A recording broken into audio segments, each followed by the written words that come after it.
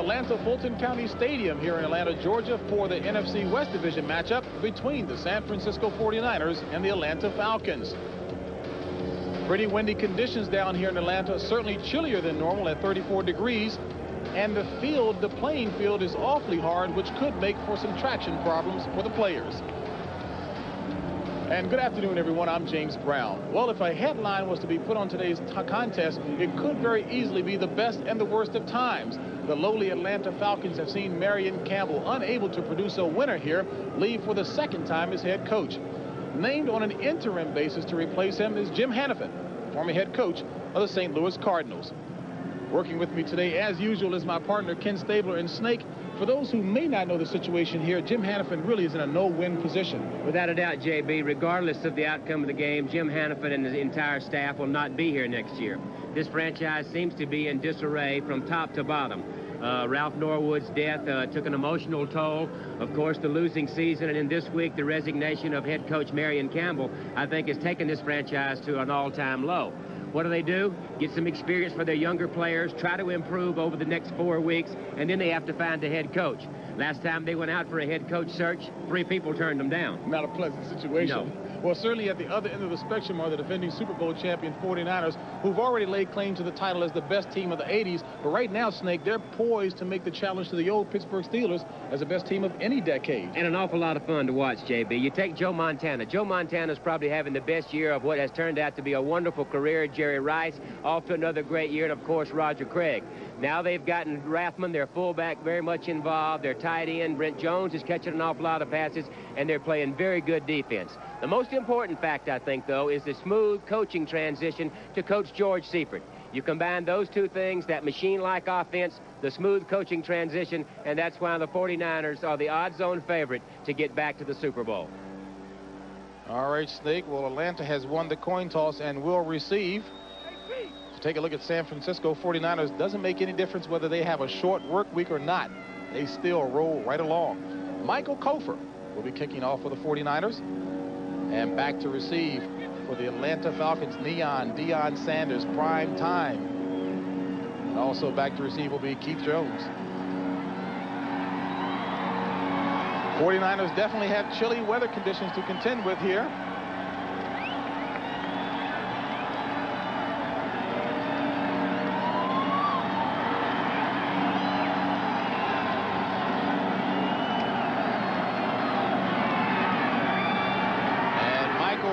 Boots week 13 underway, and this one out of the end zone, so the Atlanta Falcons will start at their own 20. Chris Miller at the helm for the Falcons, starting only his 27th NFL game. The offensive line for the Atlanta Falcons, veteran Mike Kent is the anchor there, Stan Clayton, Jamie Dukes, Bill Fralick, Houston Hoover, and Ron Heller, the former 49er player. Backs and receivers, John Settle, Keith Jones, Sean Collins, and Floyd Dixon. The receivers, Michael Haynes and Stacey Bailey, will be in when there's a need for extra receivers. 1st and 10 for the Falcons. Ball at their own 20. John Settle, the lone back. Haynes in motion. And Chris Miller goes up top, complete to Haynes, and Haynes has a first down plus plenty.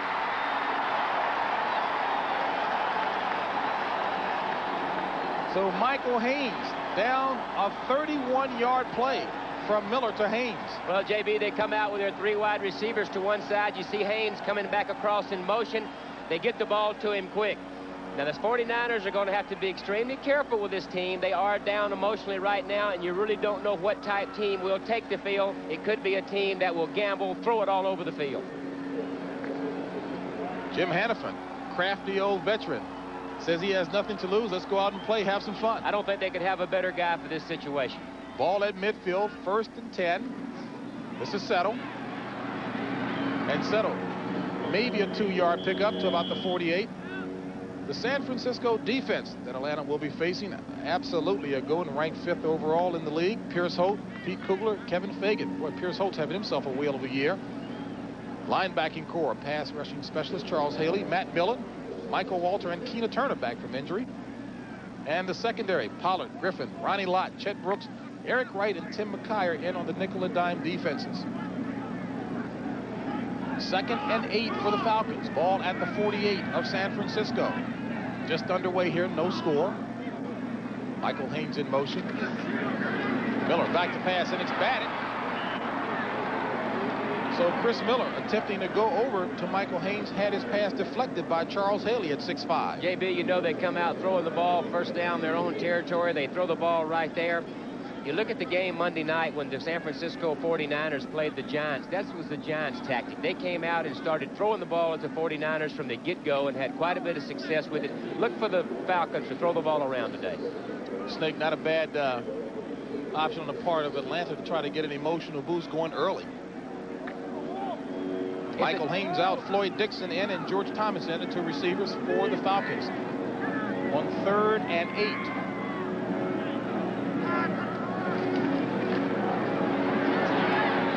And Miller throws it complete to Sean Collins. We'll see where they mark it. Looks like he's going to be about a half-yard shy of the first down marker. Well, as I said, they've come out slinging the ball around, throwing the ball all over the place and having some success with it. Nice job by Miller that time of getting rid of the ball before the rush gets to him. And the fans who are here want Jim Hannafin to go for it, and Hannafin again throws his hands up. Hey, what the heck? I tell you what, Jim Hannafin could make a lot of friends here today with a good effort by this team. I think Jim Hannafin is a fine coach. As I said, ideal guy for a situation like this because he's a loose-type player's coach. Call it 4th and 1 out of the I. This is Jones, Keith Jones. Halfback option, going up top to Haynes. Incomplete. Darryl Pollard providing the coverage, and the fans want pass interference. Creative play, to say the least, though, Snake. Well, like we said, you don't know what to expect from a team that's having as many problems as this team is having. They come out, they will try anything. Reverses. Here they're going to pitch the ball to Keith Jones, number 38. Run, looks like sweep, and then he throws the ball up. It's not a very well thrown ball. Underthrown, sorry. Looks like Pollard may have interfered. That's what the fans are wanting. So San Francisco takes over, ball at their own 41, 1st and 10. And a handoff to Rathman. And Rathman pulling ahead for maybe a 2-yard gain, stopped by John Rady. Joe Montana, called him John, my goodness. Certainly his stats speak for themselves. And the offensive line, Bubba Paris, Guy McIntyre, Jesse Spolu, Bruce Colley, and Harris Barton. Backs in the receivers. On 2nd and 8, Montana. Under pressure, gets rid of it, and it's complete for the first down. Inside the 30-yard line to John Taylor. So Joe Montana escapes the rush, throws it complete. How many times have we seen him do that? That's those quick feet that gets him out of all kind of troubles. It's a formation to the right, straight drop back type pass. Now watch Joe Montana. Has trouble finding someone, good coverage, avoids Casillas, avoids Andre Bruce, and then who does he find? How many times have we seen Jerry Rice work or those guys find a spot to sit down for Montana? And the nice thing about Joe Montana, he spreads that ball around. 1st and 10, ball at the 29 of Atlanta. Roger Craig in motion. Going to Craig, throws it behind him. So Joe Montana put on the ground that time by Tony Casillas. And Joe Montana in the game with some sore ribs, and we'll talk a bit more about that. The defense that Joe Montana will face, Mike Gann, Tony Casillas, and Ben Thomas. Not a very effective pass rushing the down linemen. Andre Bruce, Rady, Tuggle, and Tim Green are the linebackers. And the secondary, Bobby Butler, Deion Sanders, Tim Gordon, Evan Cooper, Robert Moore, and Charles Demery in on the nickel and dime defensive packages. JB, we saw Andre Bruce rush that time. Look for those outside linebackers to come at Montana more today. 2nd and 10. Craig. And the Atlanta defense doing a good job of containing the running game thus far. 4-yard run. Well, here you see the motion man coming across. It's just a counter tray that everybody runs. Harris Barton, number 79, out front, gets a good block. And here comes a pursuit. Rady, number 59, Casillas from behind. If they get their running game going, that's when Montana's best, getting everybody involved.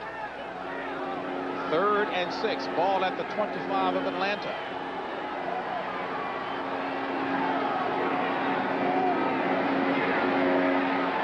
Montana complete for the first down to Taylor.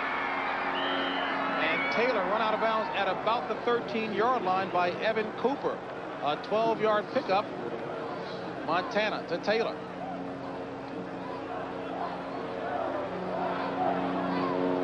Well, they clear out on the right side with Jerry Rice. You won't be able to see him clear out, but he takes everybody deep. There goes John Taylor right across the front of your screen. That deep route clears things out. Let the linebackers drop. Bring John Taylor underneath. Tom Rathman goes out. Brent Jones, Wesley Walls, 2 tight ends. 1st and 10. Ball at the 12 of Atlanta. Craig cuts back. Flag on a play. And Craig, after all of that, may have gained about 2 yards on a play, but there is a flag on the play. And this one will go against the 49ers. Jay Park is the referee for today's contest.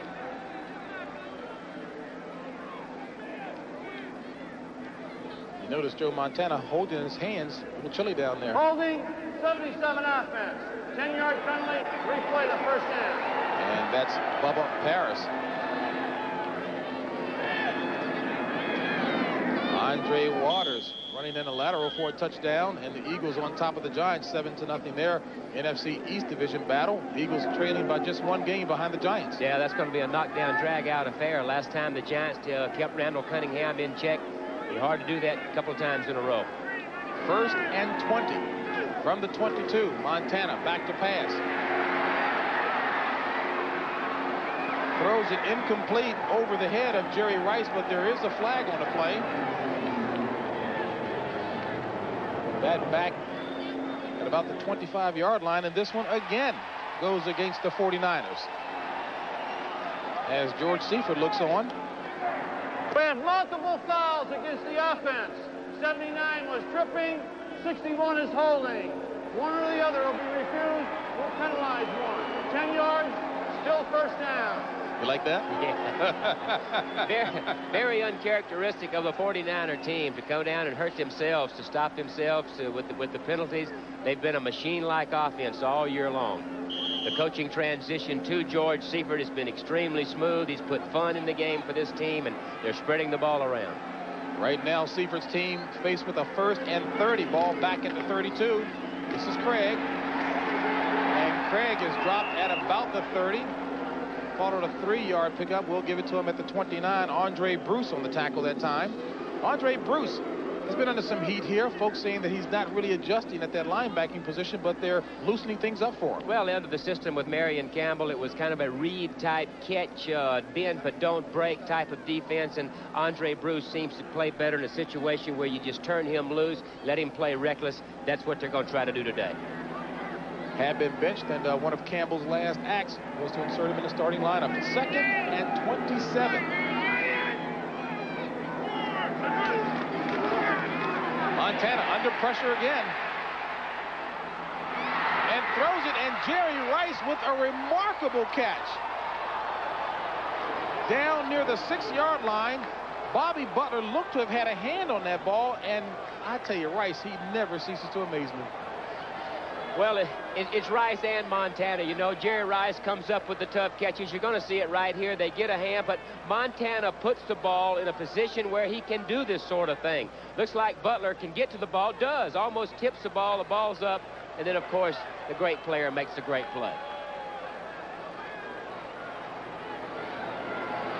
And Snake, I spoke a little too quickly that time. Picked up 18 yards on a play, but that brings up a 3rd and 9 situation. Out of the pro set. Montana dropped by Tim Green. First sack of the afternoon by the Falcons, number 4 on the year by Tim Green.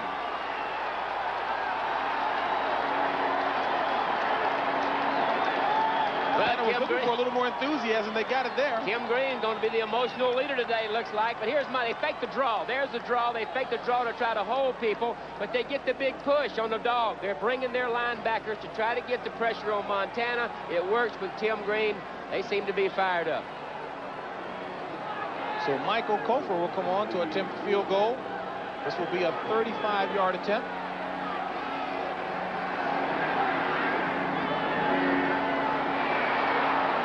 It's good. So the 49ers come away with something on the board. 3 points specifically as Michael Kofor boots it through. 49ers on top, 3-zip. Well, some good defense by the Falcons and some penalties by the 49ers help stop them right here, force them to field goal. Watch this one right here. Here's the kick by Kofor, right side. Nobody says it has to go right down the middle. Barely hits it and goes in. They'll take it. When things are going well, they go well. 9 plays covering 41 yards. 3:49 off the clock. And Kofor with a 35-yard field goal.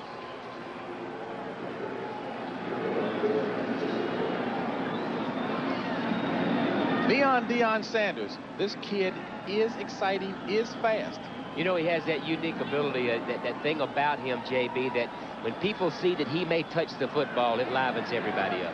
He's not going to get it this time. Keith Jones has it this time from the 15. And San Francisco does an excellent job. Kick coverage. Give the credit that time to DeLong. Keith DeLong.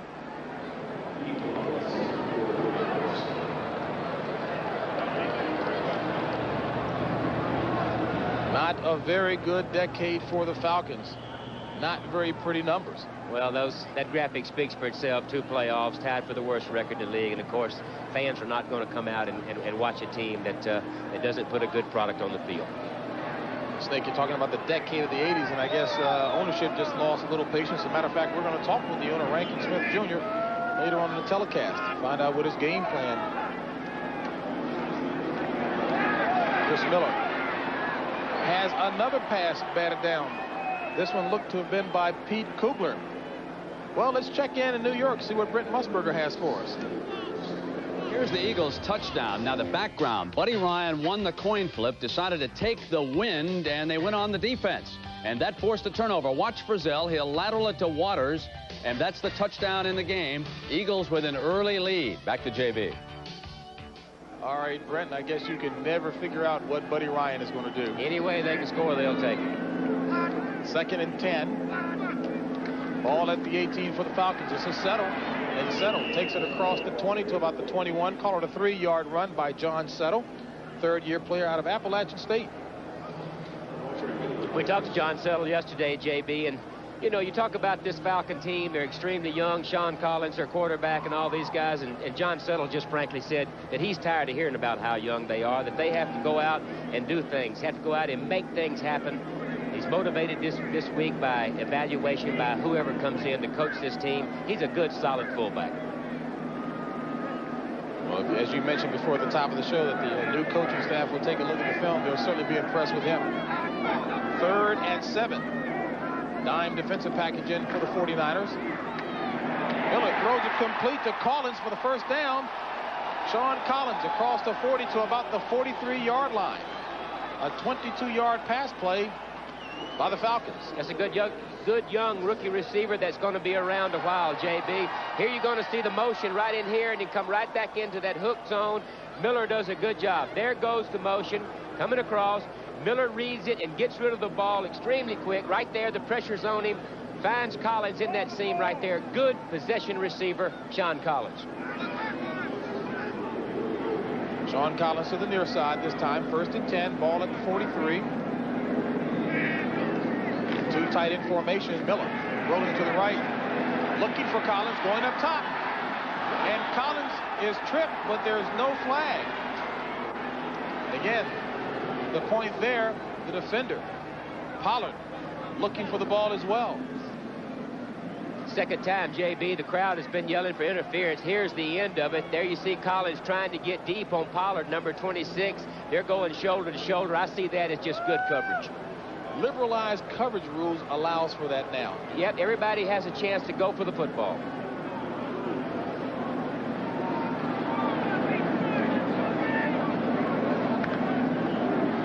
.7:28 remaining in the first. San Francisco on top, 3-0. 2nd and 10. Miller drills it complete near midfield to Ron Heller. 7-yard pass play. As I said a minute ago, JB, the Giants, the New York Giants on Monday night came out with the game plan of spread the field and throw the ball over and over. That's exactly what the Falcons are coming out here today. They think that they can do some business throwing the football. Here you see it right here. There goes Settle in motion, spreading things out, trying to stretch the defense. There's the pressure. Good block by Ken to give him time. And there he finds the receiver, number 80. Tight end has not been a position of strength for the Falcons. Tight end has been a position where they've needed somebody to step forward and make some plays. 3rd and 3. Ball at midfield. Miller complete for the first down. Jones diving to the 40. Rookie Keith Jones from Illinois. Use him an awful lot of ways out of the backfield. They'll split him out in a receiver position. They use him in motion an awful lot. Screen to him. Also runs the ball. Miller does a nice job here of reading zone. They drop back out of there. Nobody takes the outlet guy. Good read on Chris Miller's part. Keith Jones, 3rd-round pick. And Hannafin, thus far, looking very, very creative in terms of his game plan. 1st and 10, ball at the 39. Out of the eye, play action to Haynes.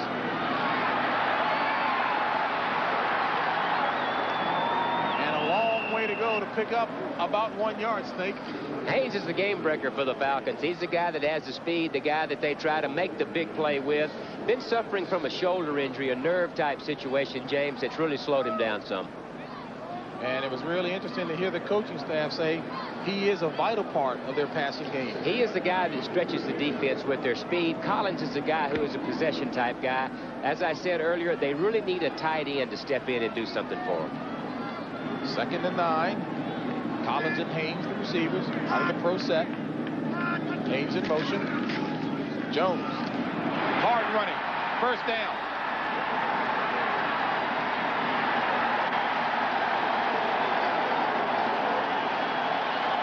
Classic hard running style by Keith Jones. 13-yard gain inside the 25. You know, you have to like the intensity this team has come out with, the death of a teammate, the resignation of a coach, the losing season, but yet here they're playing probably the best team in the league, and they're playing awfully tough.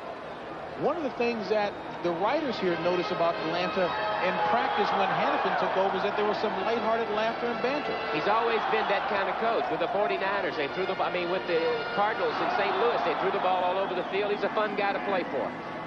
1st and 10. This is Lang. And Gene Lang gets maybe a yard on the play. We'll bring up a 2nd and 9. Ball should be marked at the 24. Michael Walter on the stop.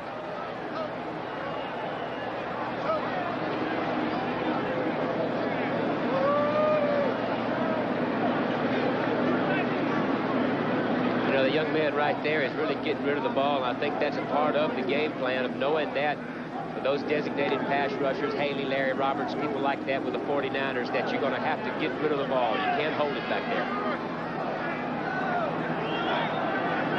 1 second down. Jones in motion.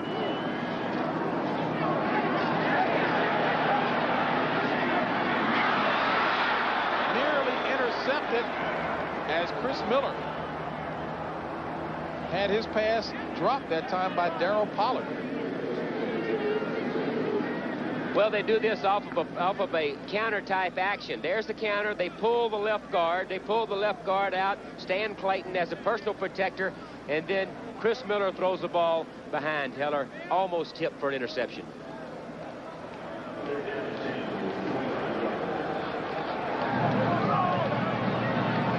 Andre Bruce and Evan Cooper on the sidelines trying to keep warm. A little chilly down here in Atlanta, 34 degrees. 3rd and 10.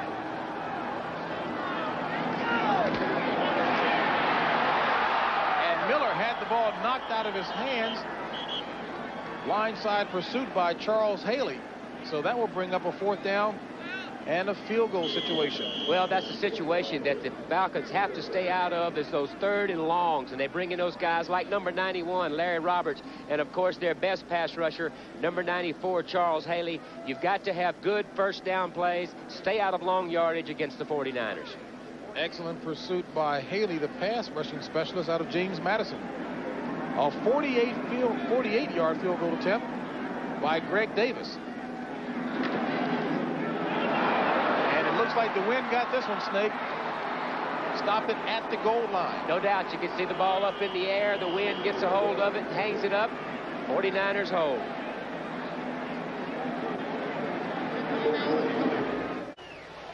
.301 remaining in the first quarter. San Francisco on top 3-0 thanks to a field goal by Michael Kofer. Atlanta had its field goal attempt caught by the wind. Now a little deceptive as you take a look at the flag. The wind is going from left to right, which is the direction that Atlanta was kicking in. I think the wind is really swirling around in here, JB. You look at the flag, it's not a good indicator. They got small flags on top of the goalpost, not a good indicator. I think that it can be a factor throwing the ball deep into the wind and kicking. And Jim Hannafin into the game, diagramming plays with his offensive line. 1st and 10 for 49ers. Montana, first down completion to Taylor. Taylor's got daylight. And John Taylor takes it down inside the 15-yard line. A 52-yard pass play from Montana to Taylor. Well, you're going to see Taylor right there, who comes in motion from out here down and across and against that zone. Montana, who does it so well time after time after time. There he is in the zone. Now watch Rice come back and get a little block on Dion right about in here. Gets a little block to get him an extra 6 or 8 yards. Nice play by Montana. The ball is marked at the 17 of Atlanta, 1st and 10. And off to Craig. And Craig's second effort working well as he picks up 5 on the play. Will bring up a 2nd and 5. And folks, take a look here. Philadelphia on top 14-0. And of course, San Francisco was looking for a little help from Philadelphia, one of the teams to try and clinch a wild card spot today. Exactly. One of those teams could lose today, and if they win here against the Falcons, then they could clinch a wild card. Talked to that man yesterday, and he was an awful lot of fun to talk to. I think he's brought a lot of fun to this team and spreading the ball around on offense. Always been a great defensive coach. Craig in motion on 2nd and 5. Montana, deep drive. Complete to Jerry Rice. Down near the 5-yard line. That's good enough for the first down. A 7-yard pass play from Montana to Jerry Rice. He just has such great vision and such great awareness of where everybody is or where everybody is supposed to be. And of course, he's such a terrific passer, very, very accurate, and off to maybe his best year of what's been an outstanding career. This thing, I tell you, the thing I like about him, he really does spread that ball around. And wants to play. Talked to him yesterday as they were practicing, and he said, no, he does have sore ribs, but he wanted to keep things going. Wants to play. Said we haven't clinched things yet. Need to do that first. 1st and goal. Ball at the 6.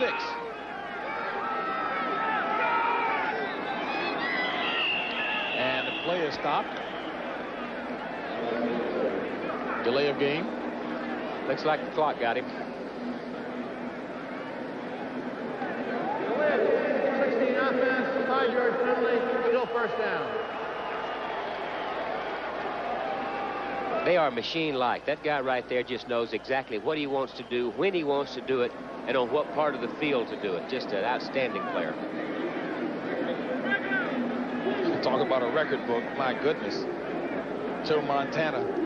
I tell you, surefire Hall of Famer, he's going to have a real thick record book. His record book will look like a Sears and Roebuck catalog.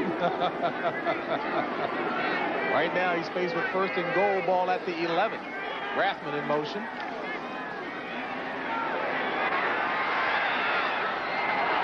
Throws it incomplete, going back across field, looking for Roger Craig. Well, Joe just trying to improvise there. Everything designed to go to the right with a little half rollout, and Joe just trying to make something happen. And Ben Thomas is down on the field, and actually looks like the Falcons came away with a player and a half injured. Ben Thomas down on the field. Tony Casillas comes up limping. We'll check their status when we come back. Well, Joe Montana coming out to his right, trying to throw the ball back across the field to make something happen. And watch Jesse Sapolu just leveled Thomas, number 72 for the Falcons, right there. Peels back, legal hit, way it ought to be done, and just levels it. Thomas on the sidelines for perhaps one play as Malcolm Taylor takes his place. And 2nd and goal from the 11. Montana. And Montana run out of bounds by Deion Sanders as he picks back up 5 yards in a play. And the 49ers, of course, were upset, thinking that Montana was roughed up on the sidelines out of bounds. You got to look out for your quarterback. You got to take care of your guy. Of course, Sanders has had a reputation the last 3 or 4 games and won against this very 49er team with a late hit on Jerry Rice. So they're not going to put up with it. Well, if he wants to be a talented rookie for a while, doesn't need those kind of plays. That's exactly right. That guy right there draws a lot of attention. This is probably a little bit uncalled for. Joe Montana's not going to duck his head and try to get that extra yard. He's going to run out of bounds, so I don't think there's a need for anything extra. Well, here it is right here. You make the call yourself. There he is. He's not going to duck his head and try to run over anybody. He's going out of bounds. I mean, a little push. It's not real flagrant, but I'm not sure it's needed either. And Jesse Sapolo, like all good offensive linemen, are going to take care. 3rd and goal. Rathman. Nowhere to go. Nowhere to hide.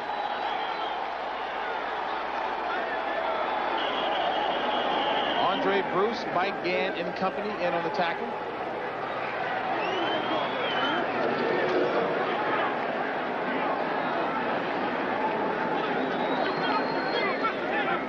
Bill Sims to Mark Ingram, and the Giants on the scoreboard, trailing by just a touchdown now. First quarter action there. It's a very good New York Giant team, and you can bet that they're going to be in that one all the way. And this is as emotional as I've seen the Falcons all season long. So Michael Kofor will come on to attempt a 24-yard field goal. The 2nd attempt of the afternoon.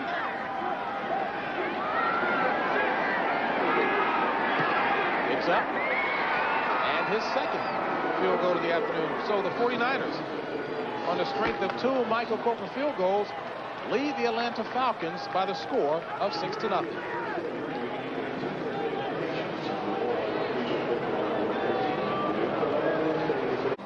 As we get set to start the 2nd quarter, a low-scoring 1st quarter. San Francisco on top, 6-0. James Brown along with Kent Stabler. And I guess back on November the 12th, 49ers administered the worst beating to the Falcons, 45-3. Falcons have something to prove. They do have something to prove. That worst beating, the 49ers had over 200 yards rushing. They're going to have to play much better here today to stop this 49er team, JB. Right now, the Falcons are doing that, although the 49ers did hurt themselves, but the Falcons are playing with more emotion than I've seen in quite some time, and give Jim Hannafin a little credit for that. I think that's exactly who you give the credit to, is to Jim Hannafin. He knows that he has nothing to win with this game. The staff is not going to be here. He's not going to be here, and he's went out and, as the professional that he is, has prepared this team to go out and play. With all the ups and downs of the coaching profession, he said, hey, I plan to be somewhere next year. He's a professional. He's a professional, and he's handled himself that way. He knows he's not going to be here, as you said, and they're working hard to get this team ready. And Kofor kicks this one to Neon at the 4. And Sanders takes it up near the 30-yard line for about a 26-yard kickoff return. It'll be 1st and 10 for the Falcons. Ball at the 30. Well, interim coaches really have a difficult job at best, Snake. And as you take a look back over the history of interim coaches, well, 34% only have won their first game. Well, the reason the guy's called an interim coach because he's picking up where somebody left off, and evidently that guy they left off didn't do a very good job. So you're dealing with a team that's already struggling, so you really can't expect a high percentage of wins from the interim coach situation. Start of the 2nd quarter. 49ers on top by 6. Falcons 1st and 10. Play action. Miller throws it as he's hit. Complete to Heller. First down across midfield.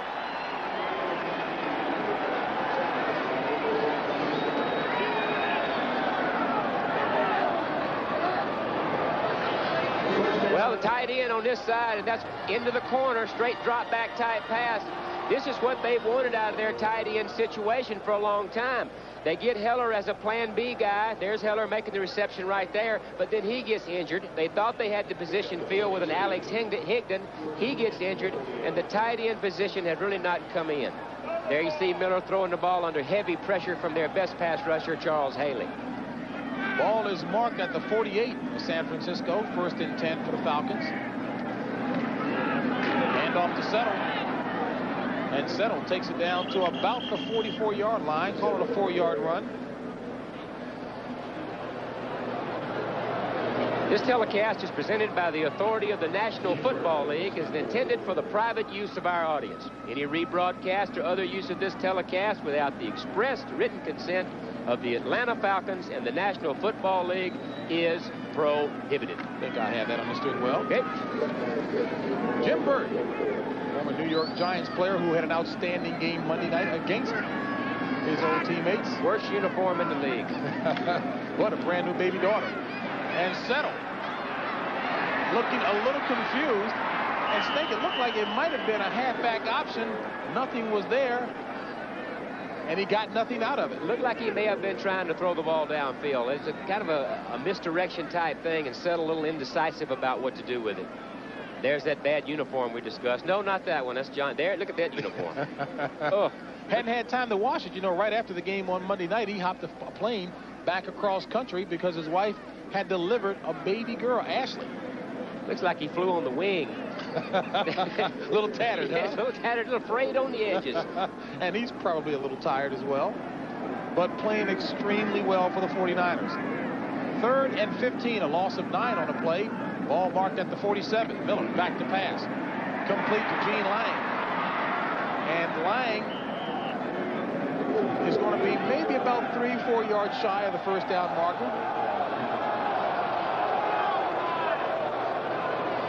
Well, the fans are hollering, go for it, go for it, go for it. They really don't have anything to lose, but I think Jim Hannafin makes the right decision right here. The game is still very, very close, and at midfield, just kick the ball away and play defense. No doubt about it. And with that, Scott Bohay comes on to do the punting, averaging 41.2 yards per, with a net of 33.4.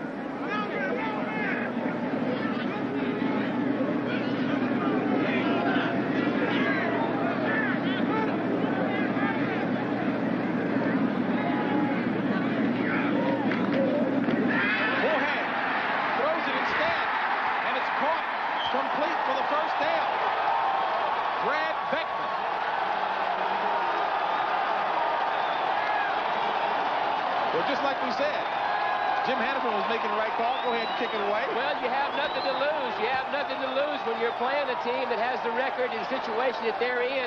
Here you're going to see Fulhag takes a step as to kick. Then you've got a back up tight end, Brad Beckman. Not the best thrown pass, but the results are okay. I don't think he's going to be a threat to any of Joe Montana's records, but it's still a 1st and 10. Hey, you know, I think Hannafin might have other plans, Snake. I tell you what, you look at this team coming out playing loose and playing with a lot of intensity on defense. I think that's because of Jim Hannafin. I hear you. Well, Chris Miller didn't like something he saw on the field, so he blew off a timeout. He'll come over and discuss it with Jim Hannafin. A little bit of a reason to put on a show. Falcons yet to get on the scoreboard, but they're playing exciting football, trailing the San Francisco 49ers 6-0. Well, already they've come out. They've thrown a halfback pass on 4th and 1. They've come up on 4th down. Their punter has thrown for a 1st down, and I think the 50,000 or so here really appreciate that wide open, exciting brand of football that this guy right here is instituted. And he's got some experience that he's drawing on. 1st and 10, ball marked at the 29 of the 49ers. Collins in motion. Miller throwing for Michael Haynes, a little behind him, incomplete. Coverage that time by Darrell Pollard. As we take a look at scores from around the league, still 14-7 in the Meadowlands. Green Bay, Tampa Bay. Boy, that ought to be a good one. Green Bay on top. 3 inches of snow in Cleveland. And you know, we at least have one Cleveland fan somewhere here in Atlanta. Yeah, I think our producer's kind of a Cleveland fan. 3 inches of snow up there. The dog pound will be barking. That's a mighty important Central Division matchup. No question, Cincinnati hanging on for its playoff life there. 2nd and 10, ball at the 29. Settle.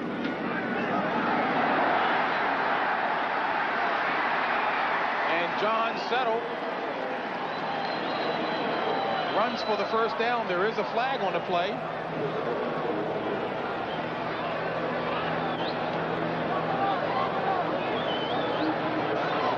And that negates everything.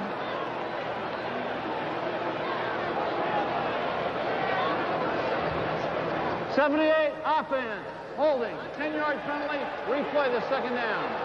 Well, you heard that, Snake. We took a look at that Miami-Kansas City score. Kansas City on top 13-0. It seems like that AFC title is going to have to go through Kansas City. I tell you what, Kansas City, Marty Schottenheimer has gone in there, and Derek Thomas, their outstanding outside linebackers, got an awful lot of sacks. They're playing terrific defense. They got a big fullback, Christian Okoye, who's up there in the rushing. They're a team to be dealt with. Right now, the Falcons have to deal with a 2nd and 20, ball at the 39. 11:24 remaining in the first half. Falcons trailing by 6. John Settle, the lone back. Settle, the ball carrier.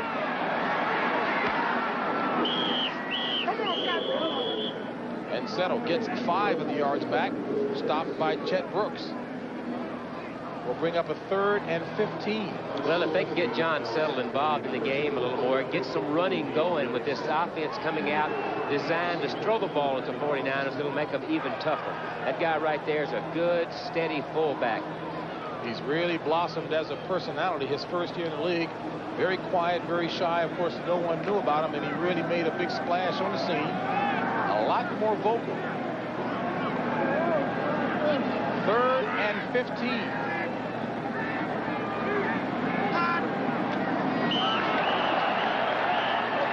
Kevin Fagan, unless he was drawn off sides, started just a little too quickly that time and made contact. He's not putting up an argument. 75 defense. Encroachment. And that's why he didn't argue. Still 3rd down. Getting those passing downs, JB, one of the ways to slow down the rush is for the quarterback to use some voice inflection, give them those real hard huts, those real hard counts, make those guys jump so they won't be so antsy to get in there.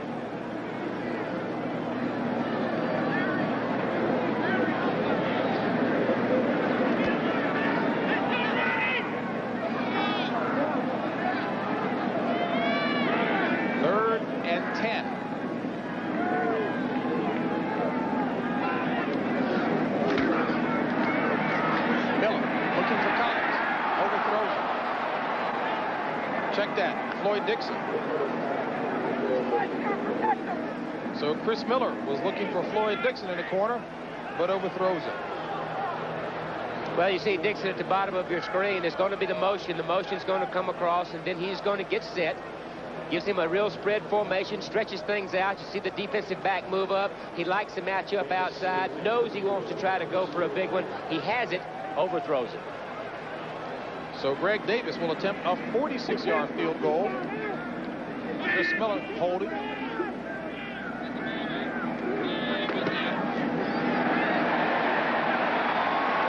with the wind to his back this time, Greg Davis is good. 1 of 2 on the afternoon. So thus far, Falcons trail by 3. 10 minutes remaining in the first half. 49ers on top, 6-3. Joe Montana has gotten his team in position a couple of times, although they've come away without touchdowns. 2 Kofor field goals they've had to settle for. And Joe Montana, Snake, had been talking about he wanted to play, although the staff wanted to perhaps keep him in there just for a quarter or so. I talked to him yesterday, JB, and he does want to play. You know, his ribs are sore. He said his back is fine. But he's playing so well, and the team's playing so well, that he wants to keep that momentum going and really wants to play today. On the other side of the ball, the Falcons really are playing some exciting football, maybe even sandlot football. Well, they just kind of draw them up in the dirt as they go. They don't have anything to lose, and Hannafin's throwing the ball on 4th down and faking punts, and that creates a lot of problems. Flag from the 8. Oh, hit hard. The ball is jarred loose.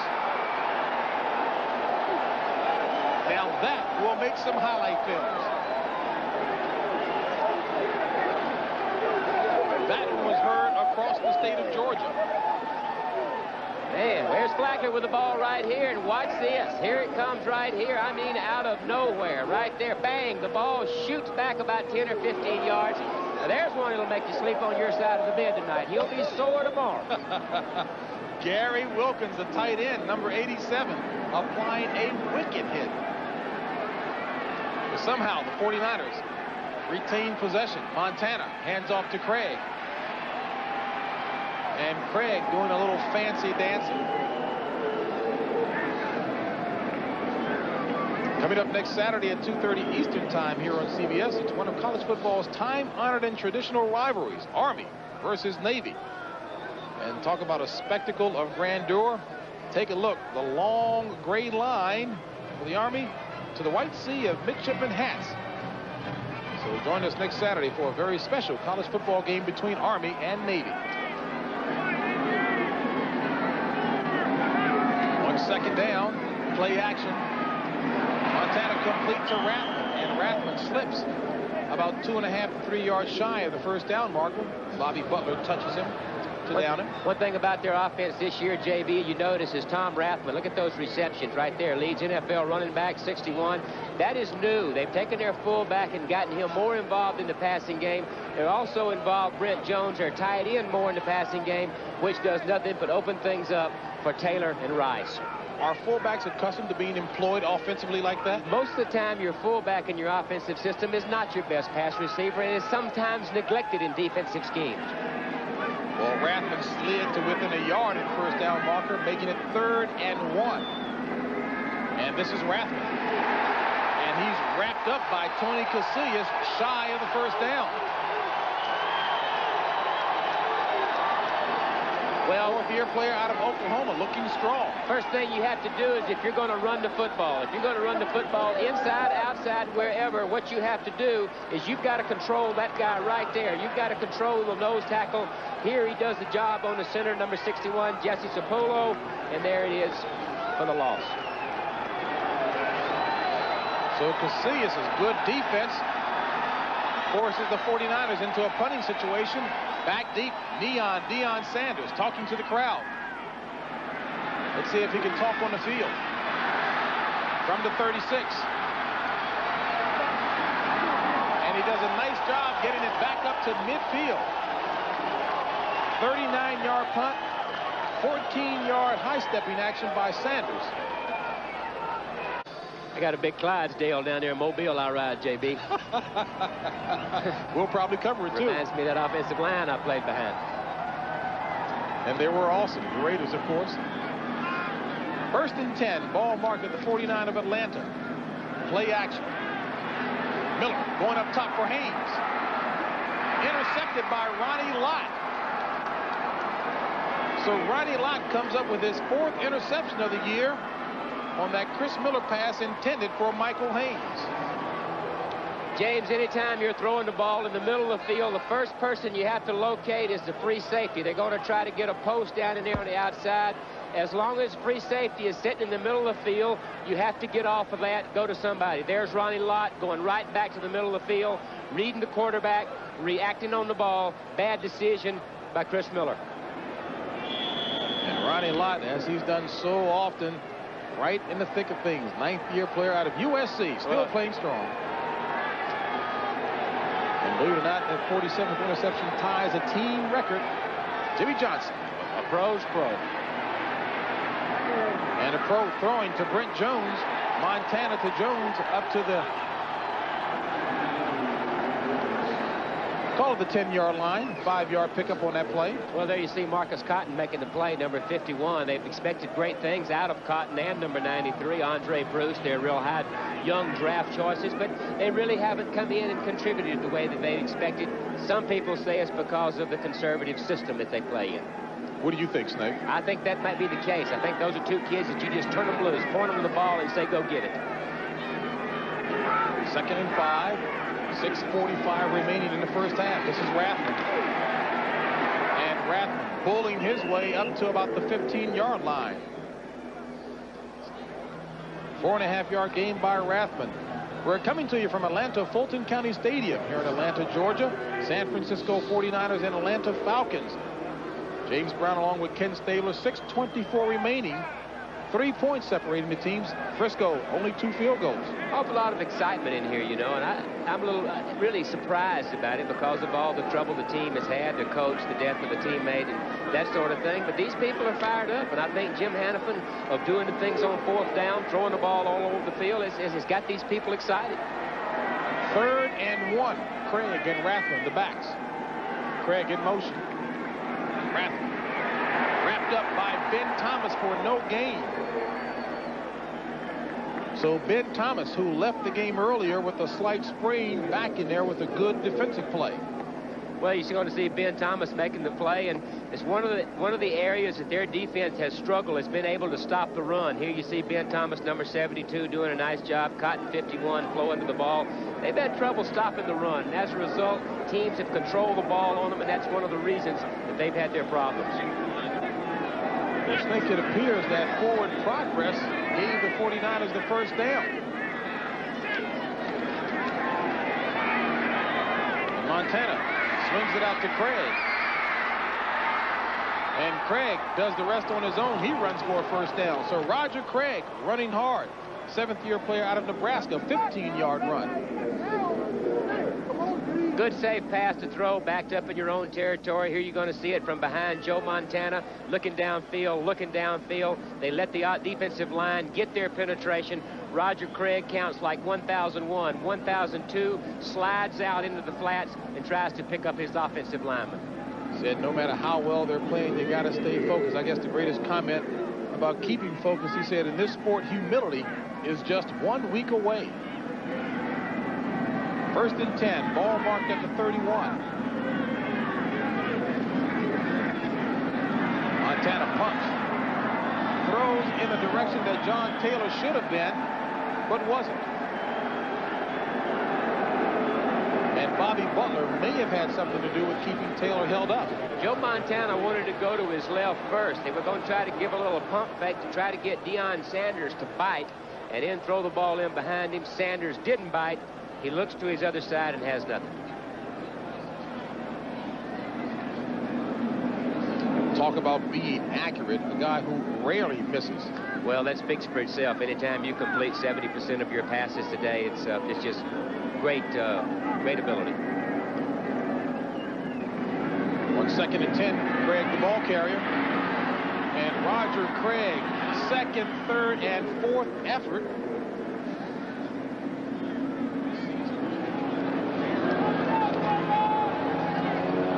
Pickup of about 8 yards on that play by Roger Craig. Counter tray play, JB, that everybody runs.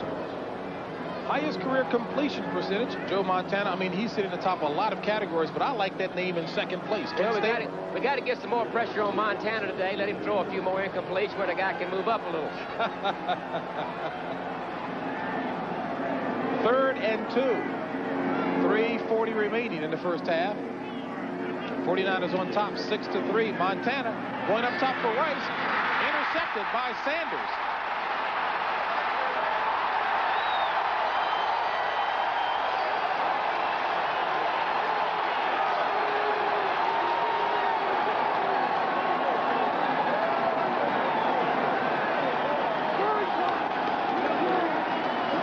Not too excitable a kid, huh? He gets everybody excited anytime he has an opportunity to get his hands on the ball, and here he does. What they do, all-out blitz, going after Joe Montana, one-on-one on the outside out here with the wide receiver with Deion Sanders. The heat on Joe makes Joe throw the ball. It hangs up in the air because of the wind. Sanders reacts to it. Then when he puts his hands on the ball, everybody gets excited. Tremendous athlete. A 22-yard return to the 40. 1st and 10 for the Falcons. Miller, deep drop. Complete for the first down, and a wicked hit applied by Ronnie Lott to Sean Collins. But a 15-yard pass play and a first down for the Falcons.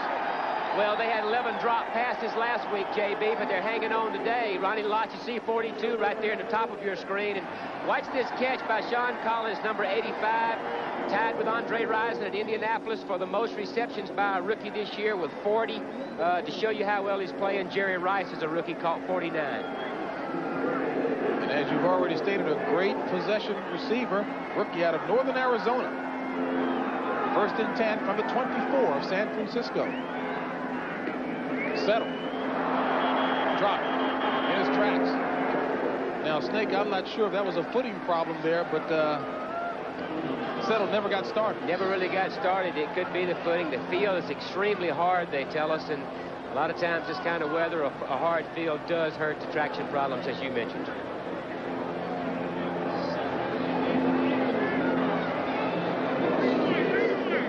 Well, he's doing a nice job this year leading NFL rookies with 5 interceptions. What a character, too. We talked to him yesterday, and I said, how's your first year in the league? He said, I'm tired, I'm burnt out, I need a vacation. It's 4 weeks left. Going from baseball to football. 2nd and 14. And the play is stopped. And it looks like we may have hit the 2-minute warning before Chris Miller was able to get that play underway. 1:58 remaining in the first half. Atlanta at the 28 of San Francisco. And trailing by 3.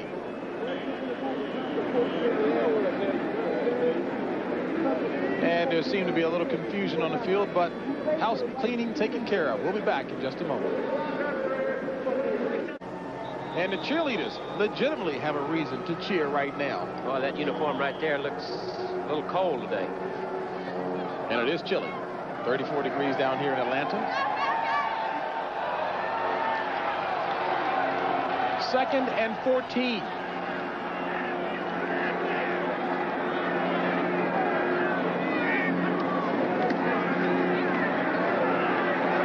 Miller with time. Touchdown. Ron Heller.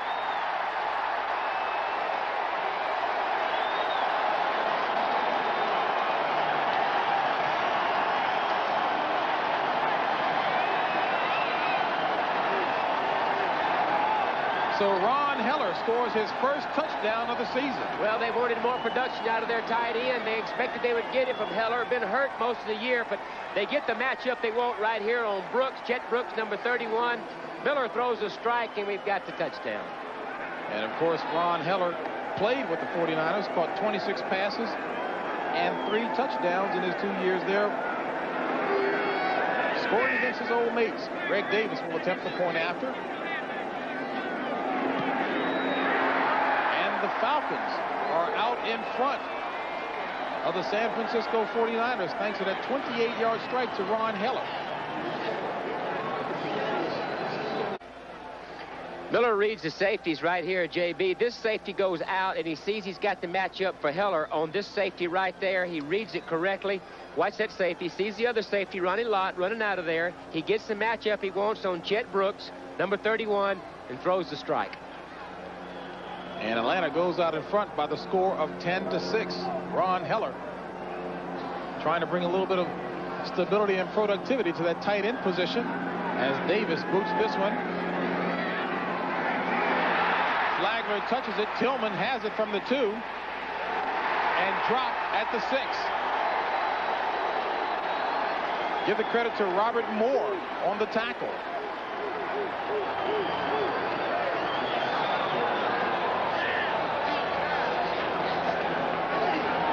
Three plays, 40 yards, minute 34 off the clock, culminated.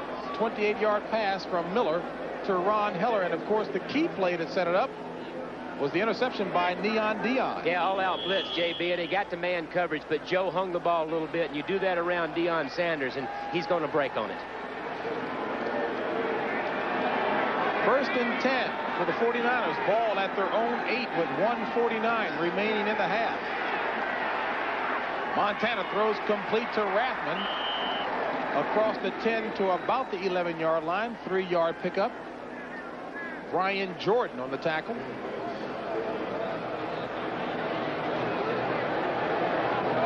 Joe will be very conservative back here with the score the way that it is. That's right. Throw the ball on the outside to the backs, and don't throw the ball in the middle of the field with a crowd of people.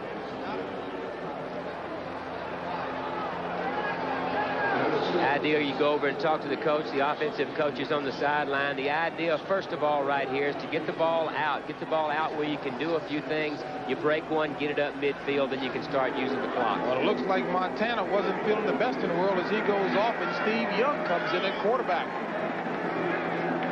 1 second and 7. This is Craig, and Craig runs for the first down. Flags on a play way back in the backfield, but Craig driving 3 Falcons with him to midfield. But there's a flag back at the 12. And that negates a 39-yard run. Impressive run by Craig. Very impressive. That high leg kick, very strong drive determination by Roger Craig.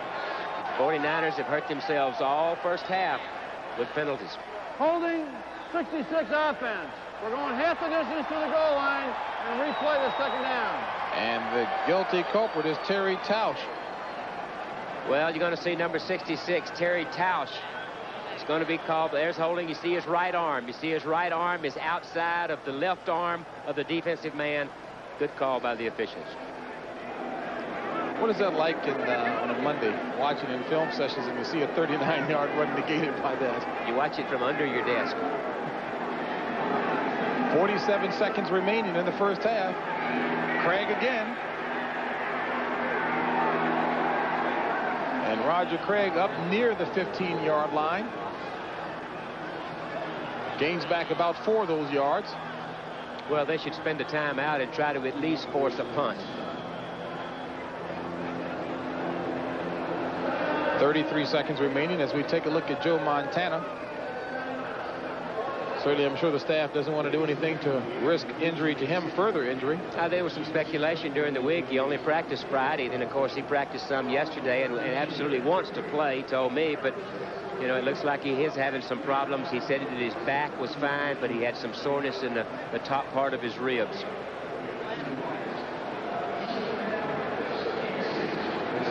And Steve Young now getting an opportunity to loosen up that arm. Boy, isn't it something to have that kind of quarterback as a backup? Poses a lot of problems. You get a Montana who is really not going to run that much with the ball. He will run when he has to, but this guy right here presents a lot of problems of tucking the ball and running every time he has it. And don't forget, coming up at halftime, Brent and Irv will be back in the studio with all the scores and highlights, bring you up to date on all the action from around the league. That's the NFL halftime show. Falcons spend a timeout. Now, if they hold them here, I would look for them to maybe spend another timeout if they have to in order to force the punt to get their hands on the ball one more time. And this is a 3rd and 4 situation for the 49ers. On the ground, Craig. And Craig run out of bounds. Looks to be just shy of the first down marker. You see where they mark it. Could be close enough.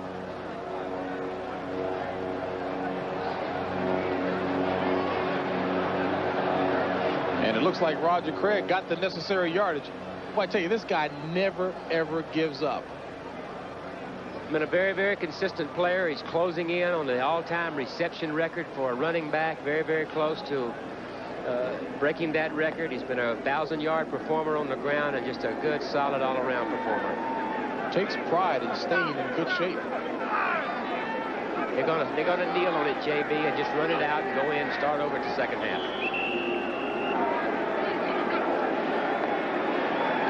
It looks like, from what we're able to hear from the field, that Joe Montana was hit pretty hard and solid in those sore ribs of his. Coaching staff will make a determination at halftime as to whether or not we'll see him in the second half. So George Seifert takes his troops off the field at halftime, and they're trailing the Atlanta Falcons by the score of 10-6. And Neon Deion Sanders has a little bit to talk about and cheer about as he goes in at halftime leading by 4. Irv, we spent much of the pregame show talking about Monday night taking something out of the Giants. Might have taken something out of both teams. This is a shocker to me. You know, the 49ers, for the last 3 years, have won 19 of 21 road games, and here they're struggling against the Falcons. Well, second half still to come. Meanwhile, here's what's happening to the Giants. and they were definitely softened up by the 49ers. Phil Simms early under pressure. In case you did not hear, Buddy Ryan and the Eagles won the flip. They said, we'll take the win. We'll go on defense. And quickly, they get a defensive touchdown. They've got 2 defensive touchdowns on the day, Irv. This is really a cheap one here. Phil Simms going to his right. Apparently, the ball must have stuck in his glove or something, but he hits Clyde Simmons right in the stomach, and the big guy rambles 60 yards. I don't know if you want to chase a 300-pounder 60 yards, right, for the touchdown. And Phil Simms very upset. Now, here is the touchdown pass. It was Mark Ingram from the slot for 41 yards. And so at the moment, the Eagles also intercepted another pass after that, and that set up their field goal.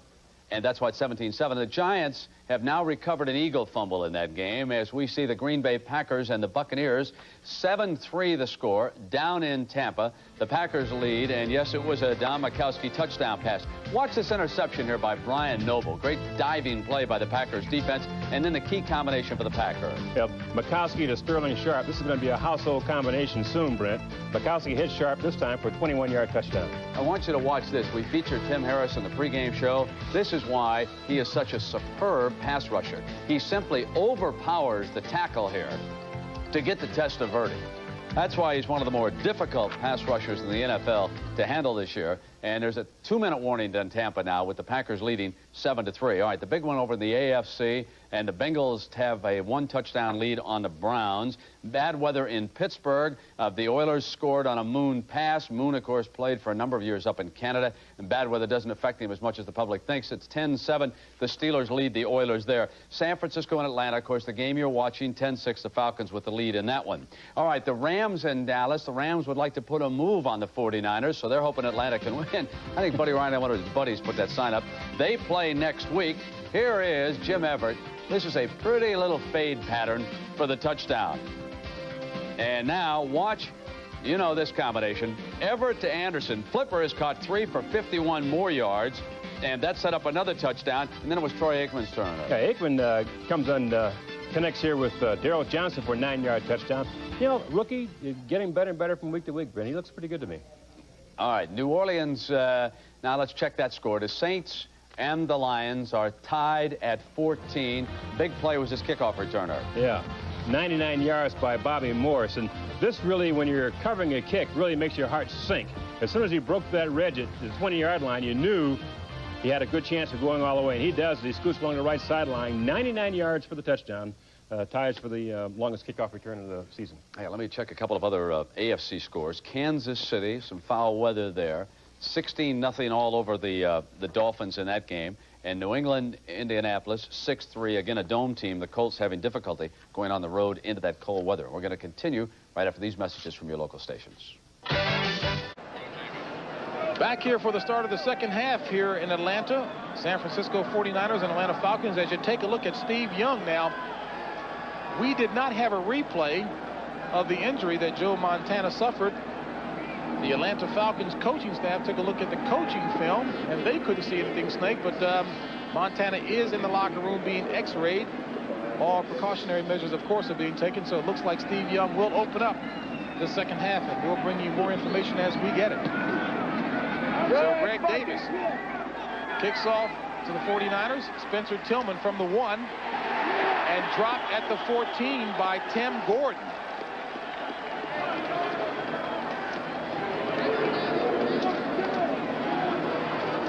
So Steve Young will indeed lead the 49ers here in the second half, who trail by the score of 10-6.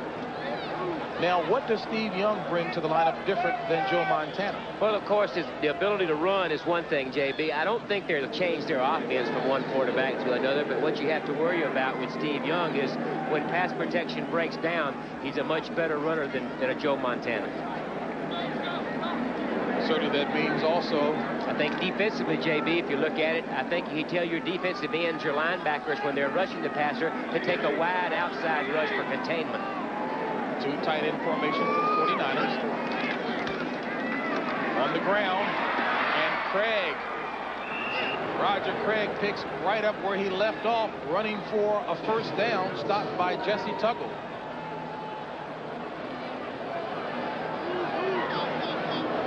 Well, from the end zone, the left side of the line, Guy McIntyre, left guard, center Jesse Sapolo, doing a nice job of getting them out of territory, getting them out of trouble, backed up in their deep territory.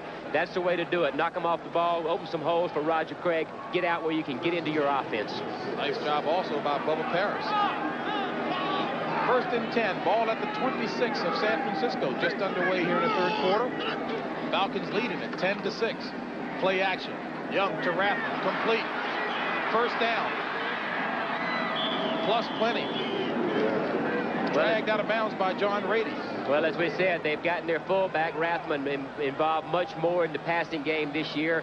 Teams that play them in zone coverages drop those linebackers out of there, and Rathman just slips out into the flats. How did that actually come about to involve Rathman as a fullback more in the offense? Well, I think, you know, you look at George Seifert, a defensive specialist, and he understands that sometimes in defensive philosophies that the fullback is a forgotten man, somebody that you may neglect.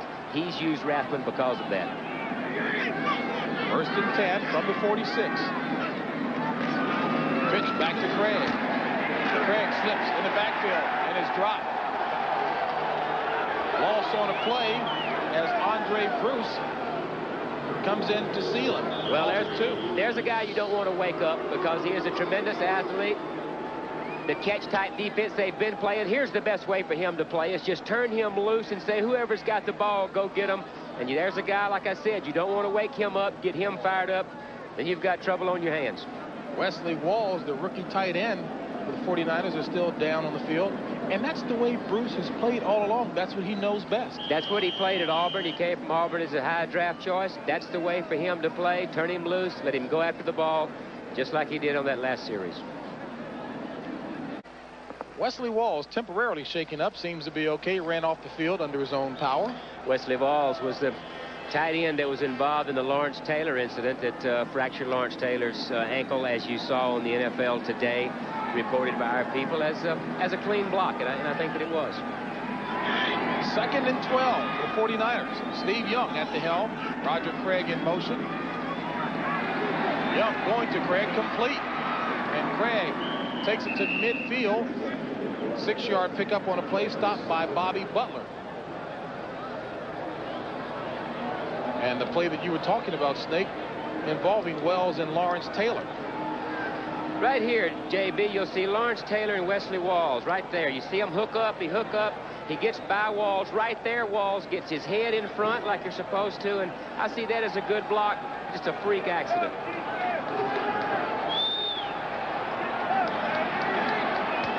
Seven-yard pickup on a play, call it 3rd and 5. Young, drop. Andre Bruce looked to have gotten to him first. Got a little help from Malcolm Taylor as well. So you said wind Andre Bruce up and just let him go after him. That's the style of football that he plays the best from college until today, and that's what Jim Hannafin has done. They've simplified things for Andre Bruce and Marcus Cotton and let him go after the passer. The update thus far on Joe Montana, X-rays proved negative. We don't know his status for continued play yet. We'll bring that to you as soon as we find out. But good defensive play by the Falcons have forced the 49ers into a punting mode, and there he is, Neon. And Barry Helton barely gets that one away. Neon from the 22.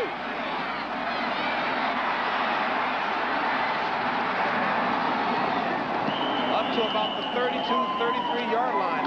And what looked to be no room at all was turned into an 11-yard punt return. Doubleheader action will be coming your way next week here on CBS Sports, and it all begins with the NFL Today at 12:30 Eastern. And in Game 1, you will see either the Falcons take on Minnesota or Dallas meeting Philly. Rematch of the bounty game. Then in Game 2, it's either the Giants in Denver or Phoenix and the Raiders. It all gets started at 12:30 Eastern with the NFL Today. First and 10. Ball marked at the 33. Sean Collins in motion. Miller throwing in the direction of Ron Heller and Keith Jones. Looks like it split the both of them. Trying to get that matchup with Heller again, and They've got the win with them, JB. And one thing to point out, that all the points scored in the first half were with the win. They've got the win with them now, so they'll come out slinging it. You know, Chris Miller certainly had made it known to us earlier in the season that he wanted to be more involved in the offensive scheme and was complaining a little bit. Well, he complained about not having the ability to make some audibles, to have more audibles. We'd got the other side of the story from the offensive coordinator, Rod Dowhauer, and he said he's had an opportunity to do that sort of thing, but really hasn't delivered and has made some little mistakes. Hand off to Settle. Settle with the first down, +3. So John Settle runs for the first down, getting the ball up to the 45-yard line. Good job by the right side of that offensive line for that 12-yard gain. Good job on the right side of the offensive line, and you get that running game going. It really helps Chris Miller out with his play-action type passes and to be able to throw the football. Detroit giving the Saints a fit. And Kansas City still blanking Miami. Boy. New England starting maybe their 4th quarterback of the year. I think Mark Wilson, an old ex-Raider, gets the call this week. 1st and 10 for the Falcons. Ball at the 45. 11:09 remaining in the 3rd. Falcons on top by 4. Miller throwing in the direction of John Settle. And Settle trying to give Chris Miller a target, saying, hit me here, baby. I don't know. What would you say to a running back telling you where to hit him? Well, anytime you're throwing, watch this guy right here. Watch Ken, the left tackle, number 78. Watch his pass protection. That's where it all starts, against the best pass rusher. Push him outside, push him around behind your quarterback, so your quarterback can step up in the pocket. Good job by Mike Ken. 12-year veteran out of Michigan. Really admire the very professional attitude that he's maintained, especially in a losing situation. Tough times. This is Gene Lang. And Gene Lang fumbles the ball, but it looks to have been recovered by John Settle. So it will go for a big gain for the Falcons, but boy, dangerous. Good job of cutting back against the pursuit. This 49er team, good set of linebackers, really pursue. Here you see they're pursuing. He stops right back there, cuts back behind Charles Haley, number 94, picks up a little help from his friends. They knock it loose, and then John Settle, right place, right time. End result, 9-yard gain, making a 2nd and 1 as you take a look at Wesley Walls being retaped on that right leg of his. Hey, the 49ers have come in here and ran right into a buzzsaw. You really don't know what kind of team would take the field today because of all of their problems, but they are playing very intense. And Chris Miller comes over to talk it over with Jim Hannafin. 49ers have been able to manage only 6 points. 10-12 remaining in the 3rd quarter. Atlanta on top by the score of 10-6. Coming your way next Saturday here on CBS, 2:30 Eastern Time. It's one of the great events in college football, Army versus Navy. Some big names have always participated in that contest. We've got a good one lined up for you. 3rd and 1. And Chris Miller recovers the loose ball, and Atlanta, with a golden opportunity, squanders it. Exactly right. You're right. Squanders it. I mean, that just kills you against especially against a good team like this. Simple as just a bad exchange between quarterback and center, something that should be automatic.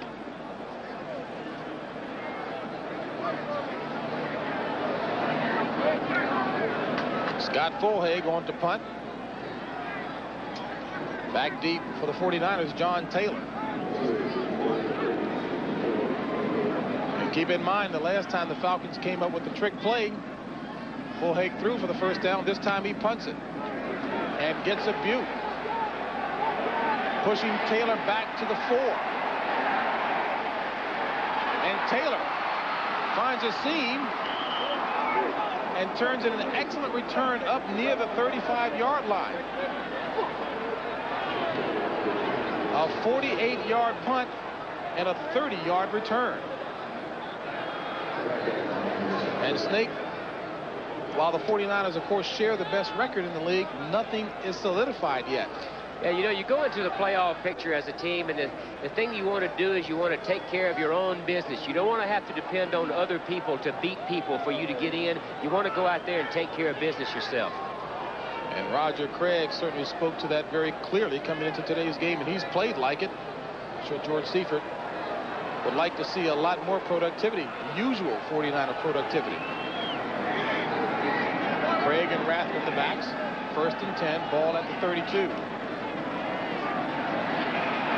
Young, complete to Michael Wilson. Wilson, 1st down, across midfield.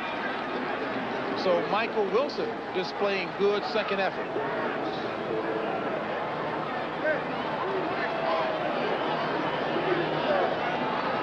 Anticipating the zone, they bring the outside guy in motion. You can't see the motion, but you see the zone. See the linebackers dropping out, dropping out, dropping out, and then you hit right in that hook zone. Nice play by Taylor. I'm sorry, that's Mike Wilson, number 85. Jerry Rice to the near side. Craig in motion. Young looking for Rice, complete. And Jerry Rice on the comeback. Forward progress. Should be marked somewhere near the 41-yard line. So an 8-yard pass play from Young to Rice. Again, almost the same type play to this side. They're going to bring Roger Craig in motion out here, and then they're going to hook Rice up right in that hook zone right there. Here comes the motion man. He's in the flats. There's the hook zone around the 10-yard line. Nicely thrown. Keep the ball to the outside. Short yardage now. Well, if you can say that.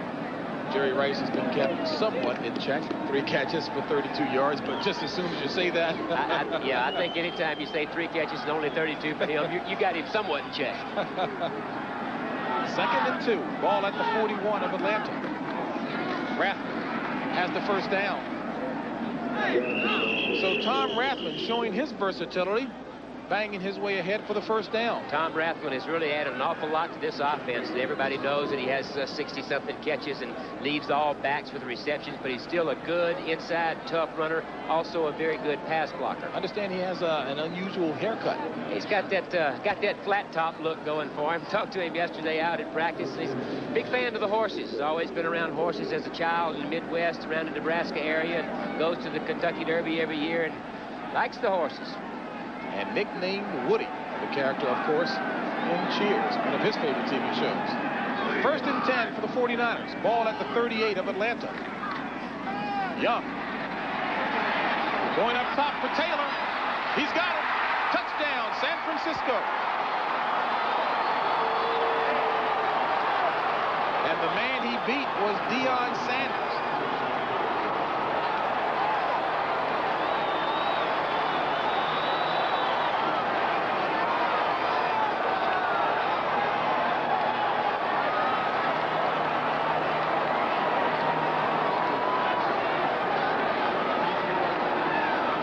Picked on him a lot this year. You know, everybody has. They're going to check him out. He's a rookie. He's a great player with an awful lot of ability, but he's still a rookie, and people are going to take their shots at him, and people have had success. He leads the rookies in interceptions, but he's given up some big ones, too. John Taylor, 3rd-year player from Delaware State. Kofer on for the point after. And a little too anxious down on the field.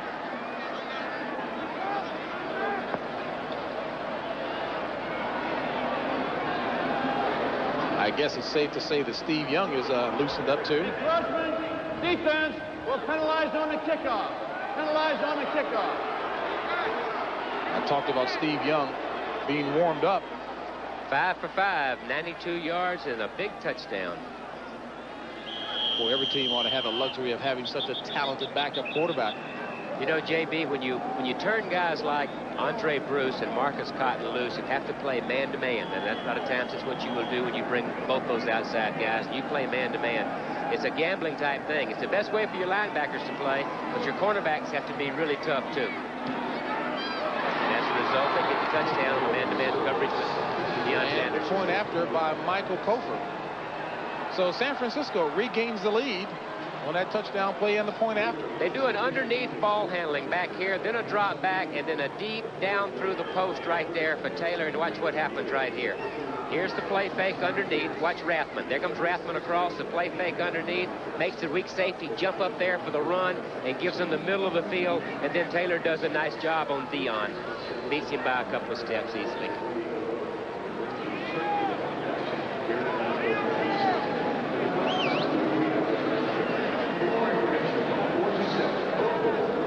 think the most impressive thing to me about George Seifert is that he seems to be a good manager. Came in and didn't try to change an awful lot or appear dictatorial. Just came in and made the right little tweaks. Conversation with him last night, and that's the thing that hits you about him, is he's so even-keeled, and I think he manages people, as you said, very well. Has not come in and changed an awful lot of things, delegated the authority to the people to go out and coach the individual positions the way that they need to, has brought fun to this game. I think Bill Walsh is a wonderful coach, but not as much fun to play for as this guy right here, and I think it's paying off on the field. 4 plays, 68 yards, 2:22 off the clock. And Steve Young, 38-yard strike to John Taylor. San Francisco back on top, 13-10. 7 minutes remaining in the third quarter. Deion Sanders back, I'm sure thinking of ways to atone for that mistake. Talking to the crowd in the end zone back there to get himself pumped up. Let's see what he can do with it. He'll get a chance from his own 3. Across the 20. Up to about the 28-yard line. 25-yard kickoff return by Neon Deion. And I tell you, we could hear the 49er players saying, get him, get him. I think he's made a couple of enemies on the 49er team, and they're going to take their shots if they get a chance. His late hit on Jerry Rice, I think, disturbed a few guys a few weeks ago. And, of course, pushing Joe Montana out of bounds hard like that. We asked him about that in the conversation with Deion, and he kind of blew it off. You know, he just said, you know, it's the frustration of a losing season, and he didn't think there was much to it, that the media was making more out of it than it really was. 1st and 10, ball at the 28. Settle. Across the 30 to the 31. 3-yard run by John Settle.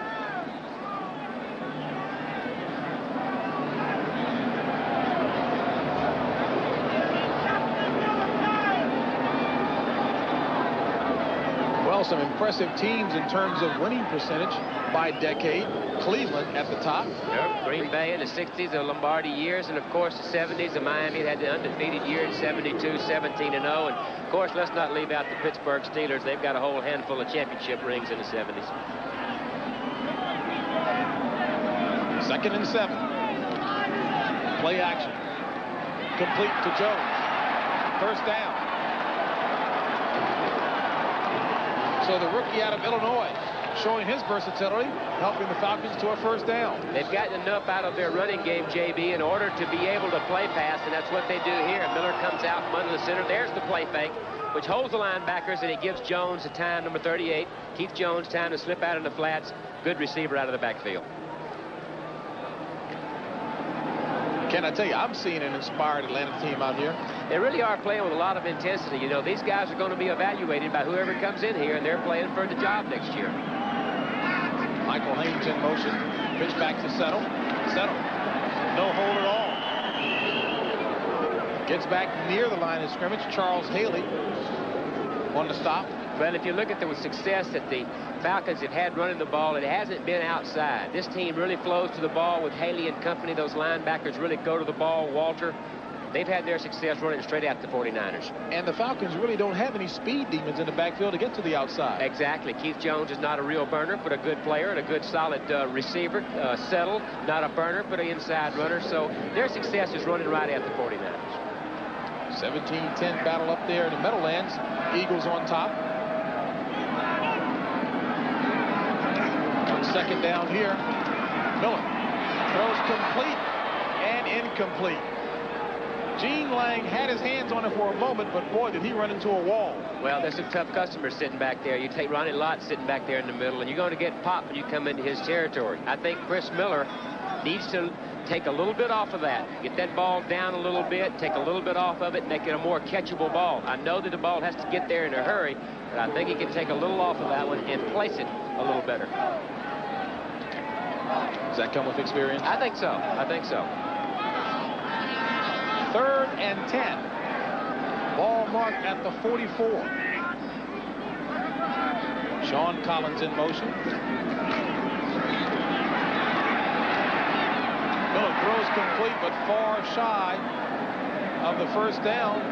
That one was complete to Gene Lang. So Scott Fulhag will come on to punt this one away. Well, the long yardage situations will get you in trouble because it turns this guy right here loose. Charles Haley, number 94, their best pass rusher, working on Mike Ken. And Mike Ken does a nice job of forcing him back into the middle so that he can get the pass off. Mike Ken doing a good job. Scott Fulhaig will be punting to John Taylor for the 49ers.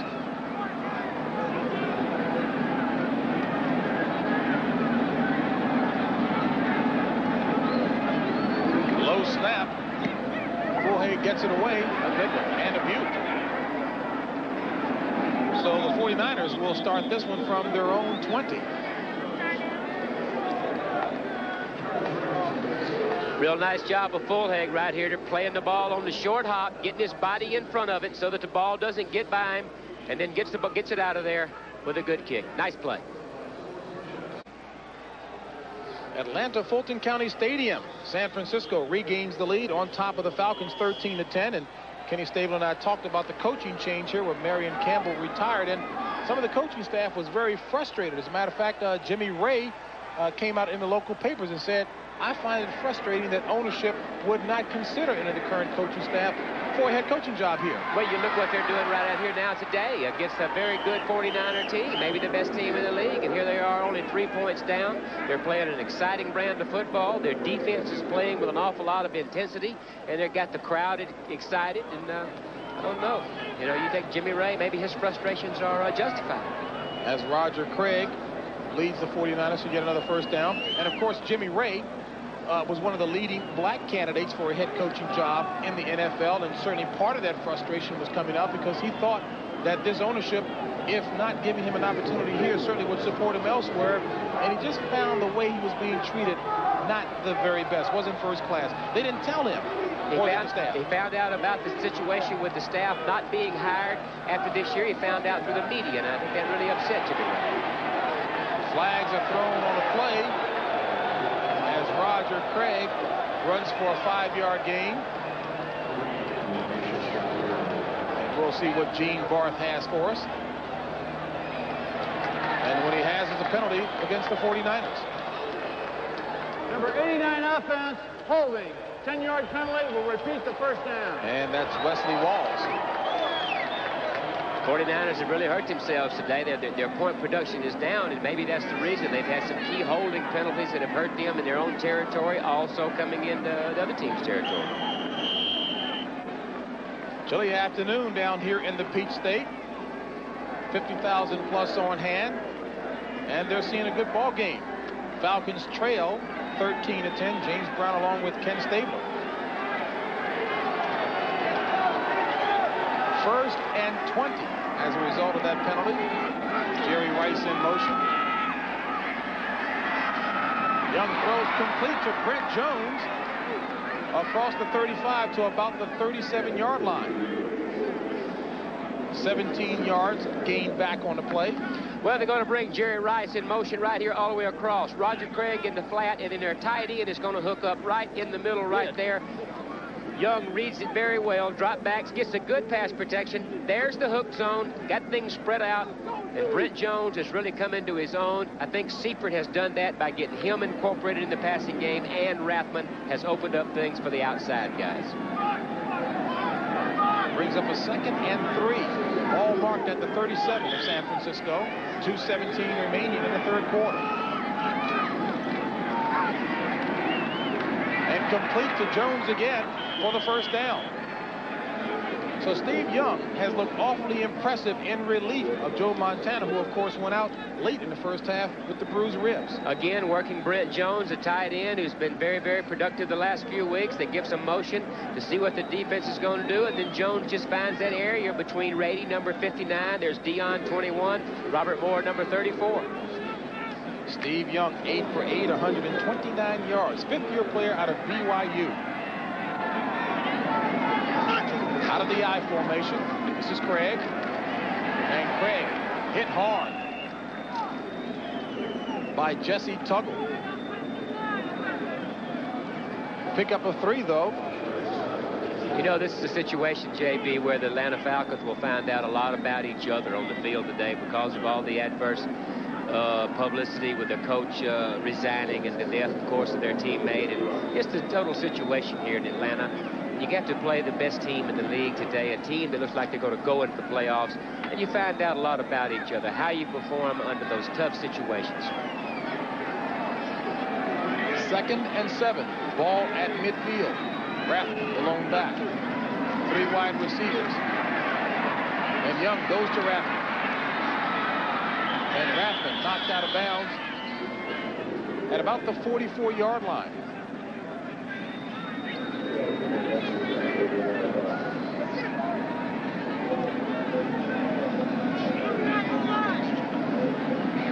So this is close enough for a measurement. You want to wager a little guess on that one? I'm saying he made it.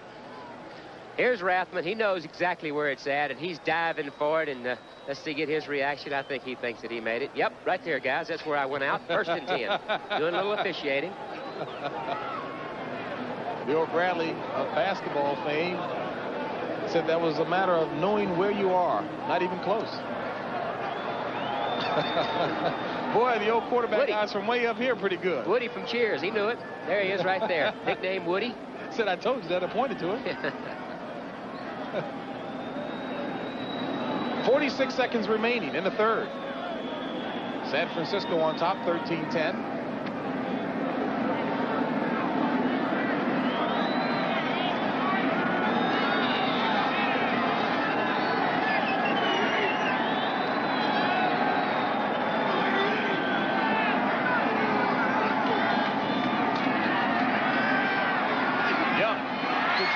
First down.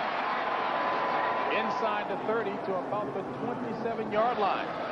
So Steve Young looking extremely sharp. Well, they're going to bring Bryce in motion. He's going to stop, go back out. Roger Craig is going to come out and go to the flat, and the tight end right here is going to hook it up right in there. They're playing zone against the 49ers, and they're just picking it apart. And Snake, there's the hook right there, and they're just picking it apart. I think, JB, that they're going to have to gamble a little bit and go after the quarterback, but when you do that, you have trouble giving up the big play because you have to play man-to-man. And Snake, there was a very late flag thrown on the play, and that 1st down will be brought back.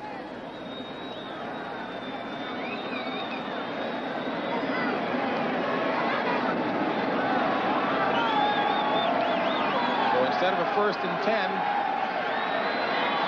it'll be a 1st and 20. And Steve Young looks to be limping slightly. Complete to John Taylor. And Taylor gets the 1st down back, plus more.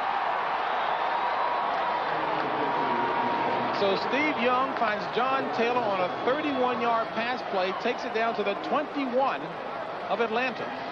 Well, it's what we talked about. They blitz. They bring their outside people. They play man-to-man, and that right there gives that slant right in there against the man-to-man coverage. There go the backers. They play in the man-to-man coverage. There's the slant.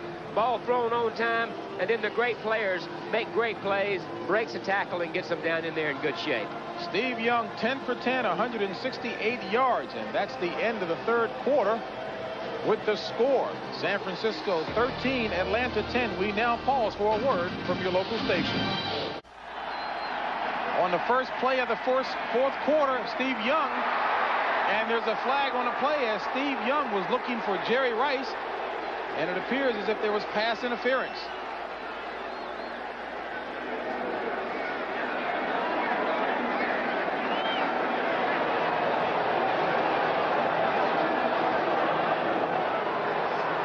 Offensive pass interference. I'm sorry, correction. Defensive pass interference, 41. 1st down. And Tim Gordon, the culprit. Well, Craig's already gone in motion to stretch the defense. He's trying to get Rice. There he comes across the middle of your screen. There's the bump prior to the ball getting there. Good call by the official.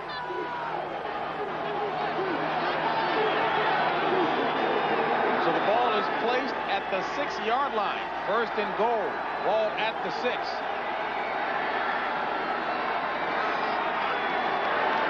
Young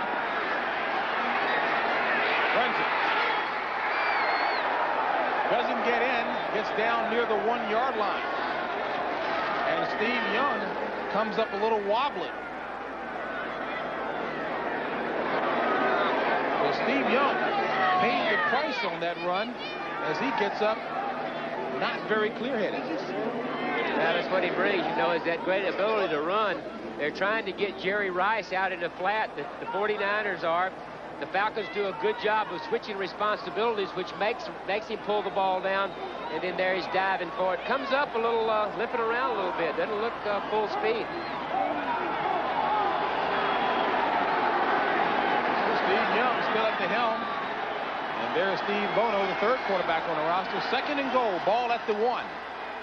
And Young goes over, and there's a signal for the touchdown, San Francisco.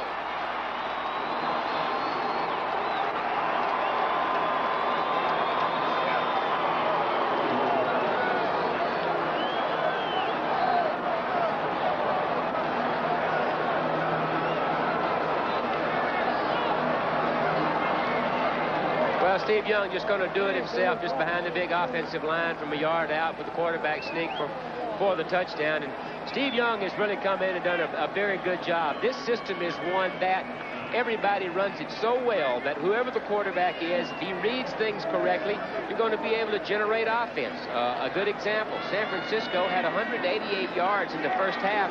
They have 179 in the third quarter. Young, something like 10 for 10, playing very well. And Michael Cobra's point after is good.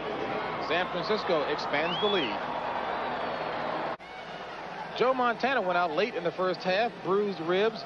X-rays proved negative, but the 49ers have not missed a beat. Steve Young has come on.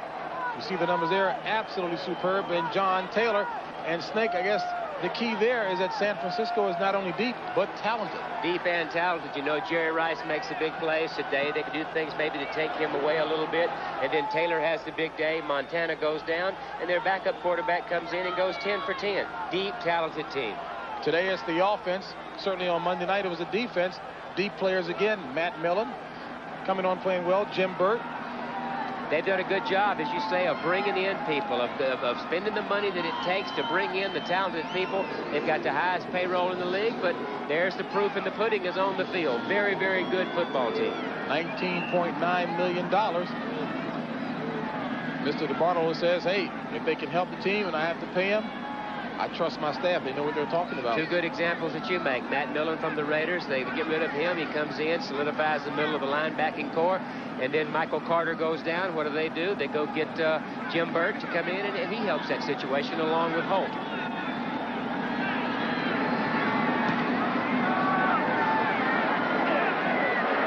And Sanders won't get a chance to do anything with this.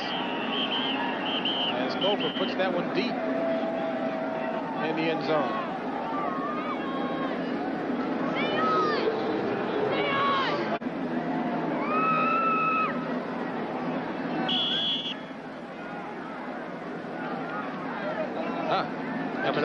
Coming off of a Monday night performance that got him an awful lot of recognition. 4 sacks in that game, and has really helped solidify that middle since Michael Carter's injury. A lot of folks didn't want to take a chance on him because he was a little too old in college. He's playing like a veteran now. Miller back on first down. Throws it a little too high for Keith Jones. Will make it a 2nd and 10 situation. So it seems like San Francisco has adjusted here in the second half to the wrinkles that Atlanta was trying to throw at them in the first half. The good teams do that, too. The good teams go in at half, and that guy right there, the defensive specialist, defensive coordinator for years under Bill Walsh, and they will go in and they will find out what teams are doing, from what formations, on what part of the field, go in and make their adjustments, and they paid off in the second half here.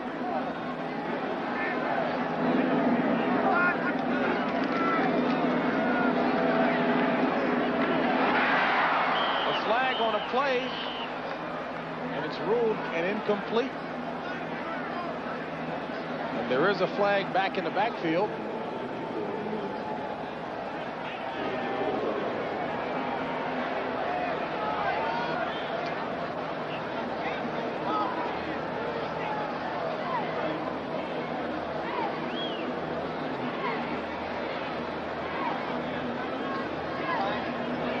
Holding, 74 offense, penalty refused, 3rd down.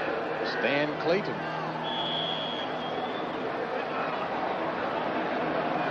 First time I heard one of the coaching staff of the Falcons say that maybe Chris Miller isn't as tough-minded as he needs to be.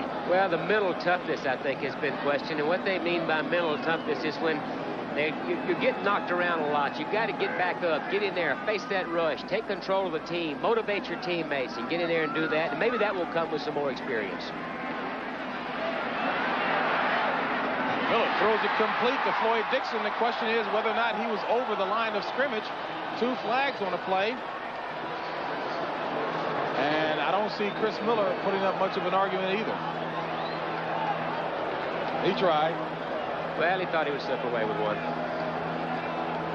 Illegal forward pass. The quarterback threw the ball for beyond the line. That's a 5-yard penalty and lost it down. 4th down. Again, maybe that mental toughness you go back to, JB. Maybe it's understanding that type situation, not making that young mistake and just growing from it. And I think time will probably cure that with Chris Miller. What sense do you get of how the Falcon players respond to Chris Miller? I think they respond to him very well. I think that they all understand that they are an extremely young team at the skill positions with Collins and with Michael Haynes and with Settle and with Miller, that they have to grow together. But I think they respond very well to him, and I think he's got a long, bright future. Scott Forhay going to do the punting. At midfield, John Taylor takes it after signaling for the fair catch. A 29-yard punt only, going into that swirling wind. In college football next Saturday here on CBS, it'll be the 90th meeting between the service academies, Army and Navy. 41 games apiece with 7 ties. That'll be coming your way next Saturday, 2:30 Eastern time, right here on CBS. How do you think you would have done in a military uniform? Are you talking to me? I always had trouble staying in step. On first down, the handoff to Roger Craig, and Craig with another first down. Roger Craig continuing to look impressive. Cowboys and Rams, let's get an update from Brent. But JB, let's show you the touchdown by the Dallas Cowboys that has the Rams lead a little shaky right now. Great run by Dixon after the catch. 35 yards for the score, and it is 21-17, and the Cowboys are threatening again, down to the 10. Back to JB. Well, the Rams are lurking around down there in second place, a couple of games behind these 49ers, and I think they play next week, so I know the 49ers will be watching Monday night when they play. Meanwhile, Steve Young back to pass, throws incomplete to Brent Jones, who actually should have caught that one. And believe it or not, the first missed pass. First incomplete. My gosh, I can't stand it. You know, it's a system, and their players, of course. You know, you can't take anything away from Young, but they play in a system that's just filtered with talented players, and it's a system that is very good at controlling the ball. It has great big play capabilities. They're able to run the ball, and they protect their quarterback. Very good system. Bill Walsh laid the foundation for this, and that man right there, if it's not broken, don't try to fix it. He has just managed people and done a great job of it. First head coach was a San Francisco native. 2nd and 10. Craig. Boy, how can you not like his running style? Oh, I know. He just makes something out of nothing more times, you know. He's got that great determination and leg drive. He's in terrific shape, and, you know, you can't ask for a better player back there than that guy right there. 4-yard gain on that play, low running style. Great receiver. We mentioned earlier in the telecast that he is closing in on the all-time record as a receiver for running back. Walter Payton did that over a course of 12 or 13 years. Tony Galbraith, a long career. Roger Craig has done that in a period of about 6 or 7 years. 3rd and 6. Ball at the 34. First down, plus a whole lot more.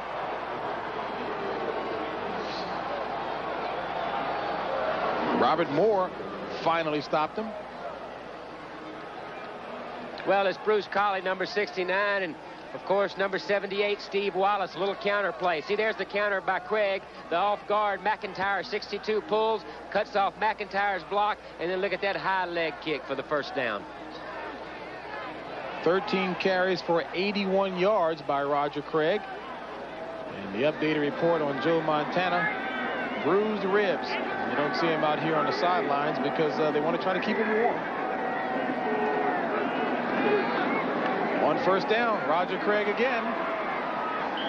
You know, Kenny, in basketball, on the playground, we had an expression, milk it until it runs dry. And certainly that's exactly what's happening with Roger Craig after that 6-yard run.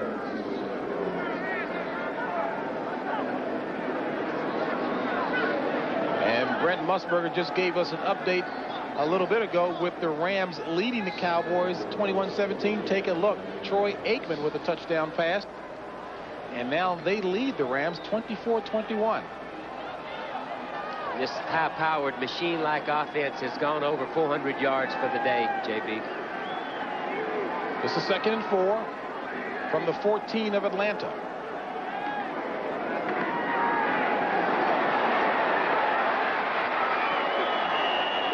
And Young takes it just inside the 10, and there's a late flag. And that's going to be against Atlanta, personal foul. Looks like Marcus Cotton, number 51, all excited about playing this year, and he's getting his opportunity. Personal foul, late hit on number 51 defense, half the distance to the goal line, and a first down. Marcus Cotton, as I said, excited about playing for the first time. He came in late for training camp, has not really played an awful lot this year, and it lets his excitement get a little carried away. No need to spear the quarterback when he's down that way. Good call. So the ball gets moved from the 10-yard line down to the 5-yard line. They'll bring up a 1st and goal. Good job of San Francisco's offensive line taking over late in the game when the offensive line has to step up and do something. Running the ball very well this time with Craig in this series of downs. 1st and goal from the 5.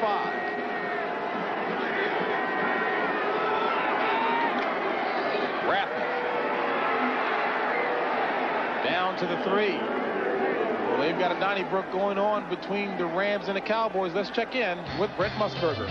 JB, quickly, an enormous turnaround in this one. The Dallas Cowboys now have jumped all over the Rams. They go ahead on this touchdown pass, and just moments ago, they recovered a fumble inside the 5-yard line. Right now, up by 3 into the 4th quarter. Back to JB.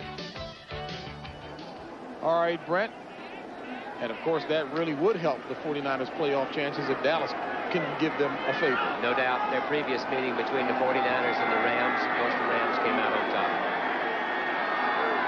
2nd and goal from the 3. Rathman on the play action. And Steve Young brought down by Marcus Cotton, who did it legitimately this time.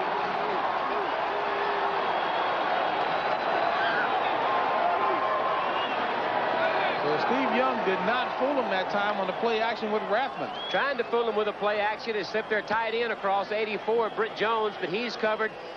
Young just does whatever he can with it, starts to backpedal a little bit, but the great speed of Marcus Cotton from USC does a great job of running him down. And you see the youthful enthusiasm of Bruce, number 93, and number 51, Marcus Cotton.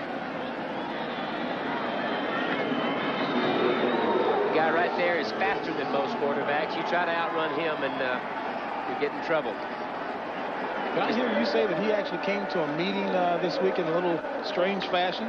Yeah, he walked in with his cellular telephone on his hip, running his business from the locker room. Marcus Cotton, that is. Times have changed.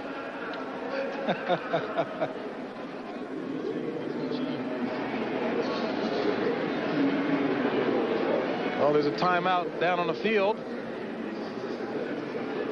Cool. It's been an entertaining game. And rather cool out here, too. It is a little nippy. San Francisco leading on top here, 20-10. 8:52 remaining in the 4th quarter. The Falcons came out and started throwing the ball from the beginning. They tried some trickery. They on a 4th and 1, they threw the ball, faked a punt and threw the ball.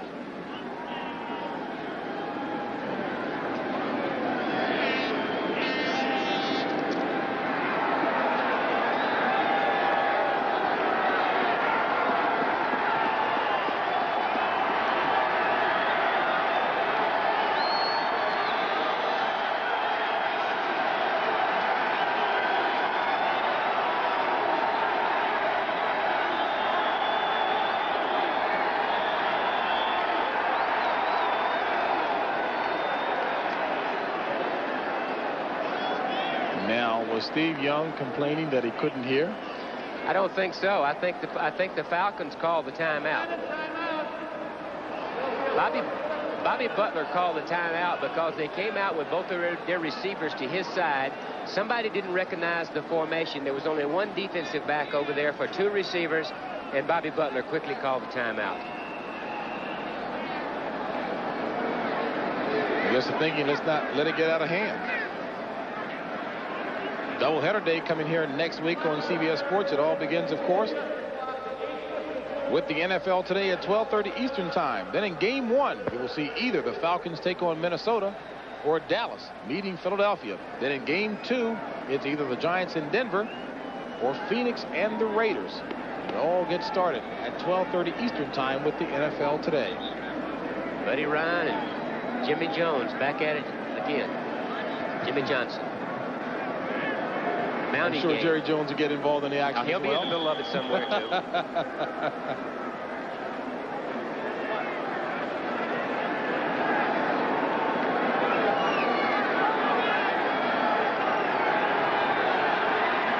Third and goal from the 16. Rathman and Craig, the backs.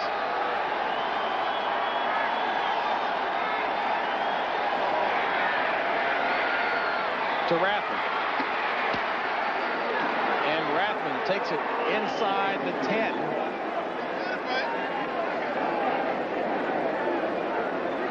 Won't be enough for the first down.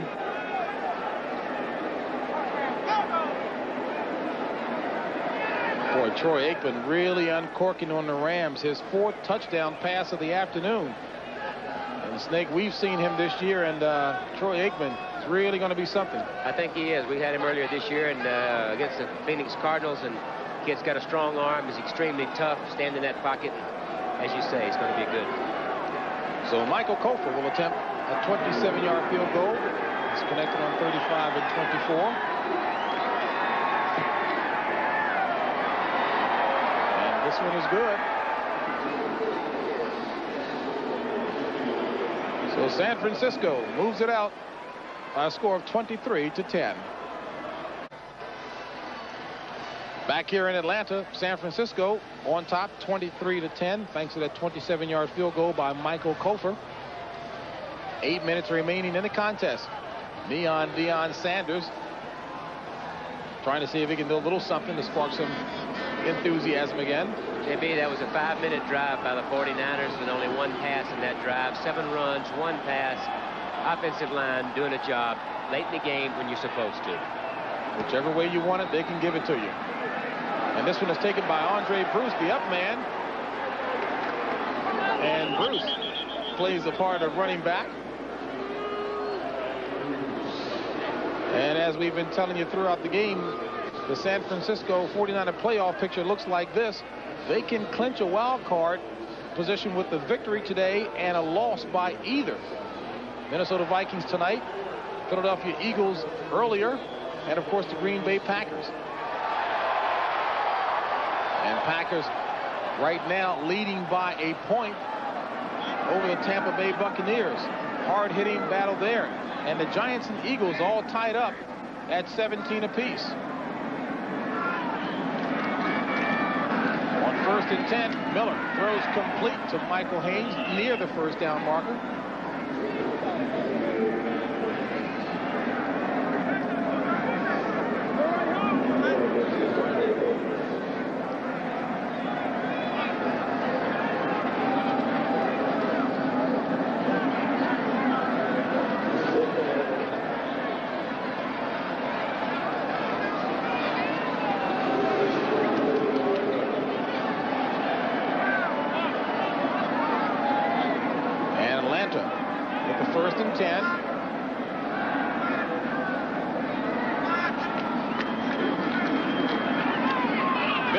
For Collins, incomplete. Joining Ken Stabler and myself in the booth right now, Mr. Rankin Smith Sr., the owner of the Atlanta Falcons, and obviously some very difficult times for you once again in your football tenure. Help us understand what you're trying to accomplish game plan-wise with the organization, Mr. Smith. Well, we are, of course, very shortly. Well, if not already, we're already looking for some people. There will be a search that will probably go on from now until after the season is over. As you know, we have restrictions in the National Football League for contacting people while the season's in progress, and we have to get permission, and most of the people we'd be talking to would be somebody that's in the playoffs. And the same is true with college people. They have bowl games, and most of the people we might be interested in would be also we'd have a restriction as far as talking to them probably until after. But we'll be contacting people, and this will be handled mostly by Ken Burock and also my son Taylor Smith.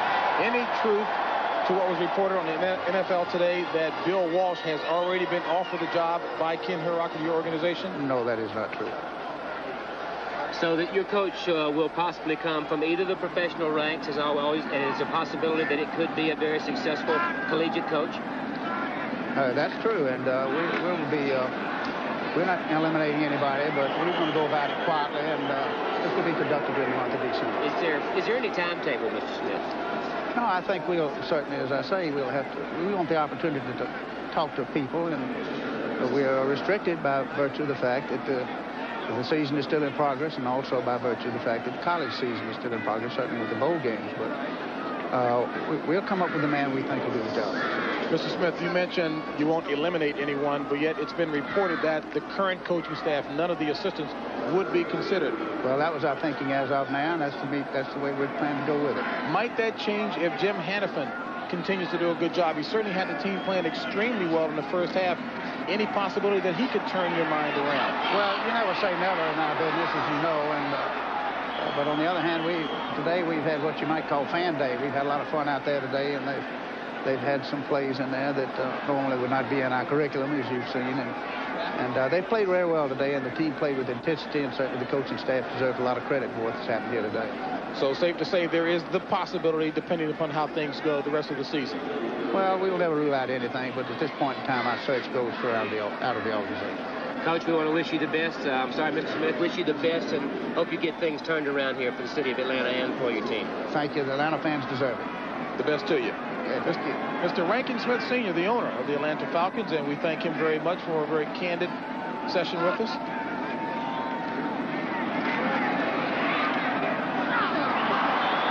Well, there's something that's plagued this team for an awful long time, JB. From the beginning of the year has been drop passes.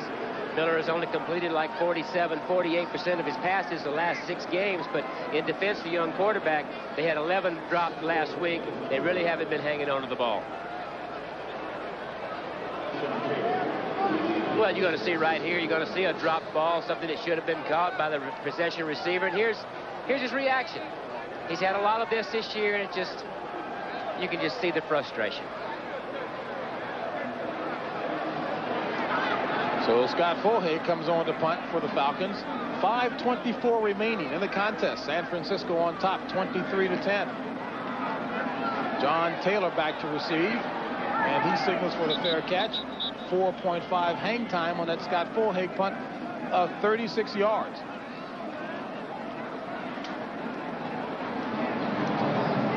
Coming up right after the game, the NFL Today post-game show with Brent and Irv. Now, besides the scores and highlights and, of course, post-game interviews, if the situation warrants, the New York studio will send you live to the exciting conclusion of another game. So the game's not over until you've seen the NFL Today post-game show coming up with Brent and Irv. George Seifert doesn't appear to be a very demonstrative type on the sidelines at all either. Very even keel, very even keel. His team is like that too. His team is very businesslike, and they go about it in a very professional manner. Roger Craig in motion, 1st and 10. This is Rathman. Speaking of coaches, JB, I would look for the Atlanta Falcons to get a real marquee name in here, a really very well-known person to help put people in the stands. Such as? I don't know, really, I don't know. You know, a marquee name, a very well-known. Who knows? Chuck Knox is in trouble maybe a little bit in Seattle. Gene Stallings' name has been thrown around. But I think it has to be a name that will help put people in the stands. The graphic early in the game showed a 57% capacity rate in here, and I think they've got to get people here. One way to do that is put people on the field that can play, and another way is to put a good marquee name coach in here. Well, I talked to the Redskins coaching staff this week, and maybe not a marquee name, but Joe Bugel, the offensive line coach assistant head coach of the offense, really wants his job as well. Roger Craig running it across the 20 to about the 22-yard line. 4-yard gain on the play. And the clock continues to run. 4:15 remaining in the contest. Well, Roger Craig certainly has led by example today. Good, tough yards. Gets his 100 yards, and Rice gets his yards. Taylor gets his. Brent Jones, 15 for 91 for Roger Craig today, as you see right there. And, of course, their receivers are going to get theirs. Their quarterbacks, both high-percentage passers, and it's just a machine-like operation on offense. 3rd and 6 from the 22. Craig has the first down. There's his 100.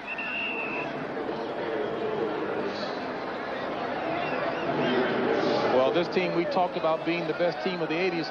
How do they compare to other teams in other sports in the 80s? And certainly you got to come up with the Los Angeles Lakers. You bet. There they are, the Lakers, Yankees, Flyers, and the Niners. And then you got the other side of the coin. Boy, not a pretty side either. Falcons tied with the Lions for the worst record of the 80s. Right now, the Lions, though, I mean, they're playing some good football. That silver stretch, Wayne Fontes is committed to it. Rodney Peete is playing well. And the Lions are giving the Saints a fit right now, leading in that contest late in the 4th quarter. Roger Craig in motion on 1st down. This is Rathman. And Rathman pulling ahead for 5 yards.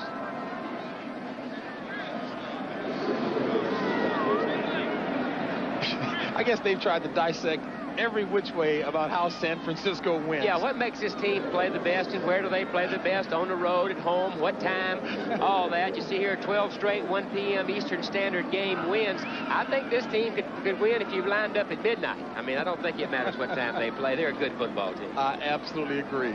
Absolutely agree. As we take a look at the crowd here, thinning out considerably so. The eyes there say it. Fans did have something to cheer about for the first half. Hasn't been that way the second half. It's been all San Francisco. On 2nd down, Rathman, a gain of 1. And we're moving toward the 2-minute mark of the contest, with the 49ers leading it by 13. 3:10 here, but folks, hold on. Coming up at the conclusion of this game, the NFL Today post-game show with Brent and Irv, and perhaps you may be in for a treat. If we've got a close contest going on somewhere around the country, Brent and Irv will take you there. That'll be coming up at the conclusion of this contest here, so stick around and see what happens. 2 minutes remaining in the contest. San Francisco, it's been all their second half. 3rd and 4. Craig. Flag on the play as Craig is brought down from behind by Tim Green. And Tim Green has had himself a pretty decent day.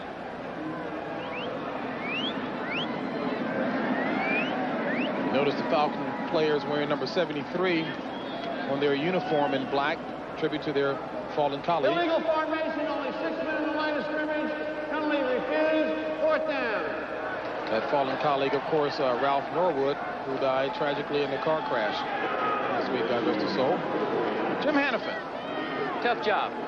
Tough job coming in as interim coach. You're playing the best team in the league, trying to get your team ready to play, a very young team at all the skill positions, and an awfully tough job for him to come in, like you said, at the top, a no-win situation. Barry Helton on the punt to Deion Sanders.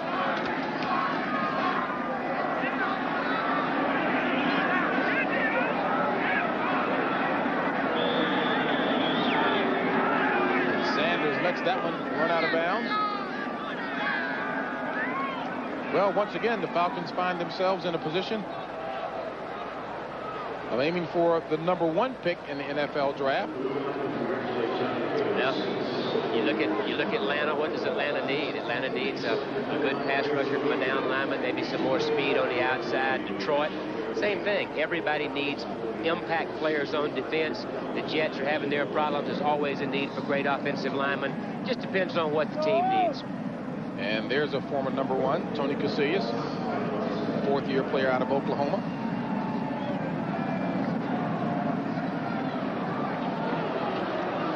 First and 10 for Atlanta. Ball at its own 17. 1:43 remaining in the contest. Trailing by 13.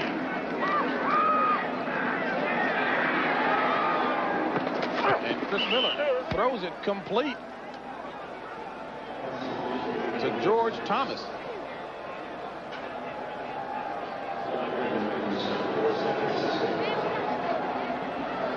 Well, San Francisco's just going to line up in there what they call a prevent type defense, James. It's a very, very deep zone. The defensive backs and safeties will line up deeper than normal. The linebackers will line up deeper than normal and just play deep zones designed not to give up the big play. 2nd and 2. Ball at the 25.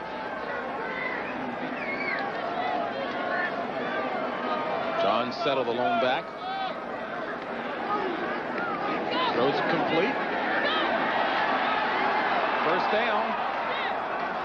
And Sean Collins, good second effort, taking him to the first down. Dallas.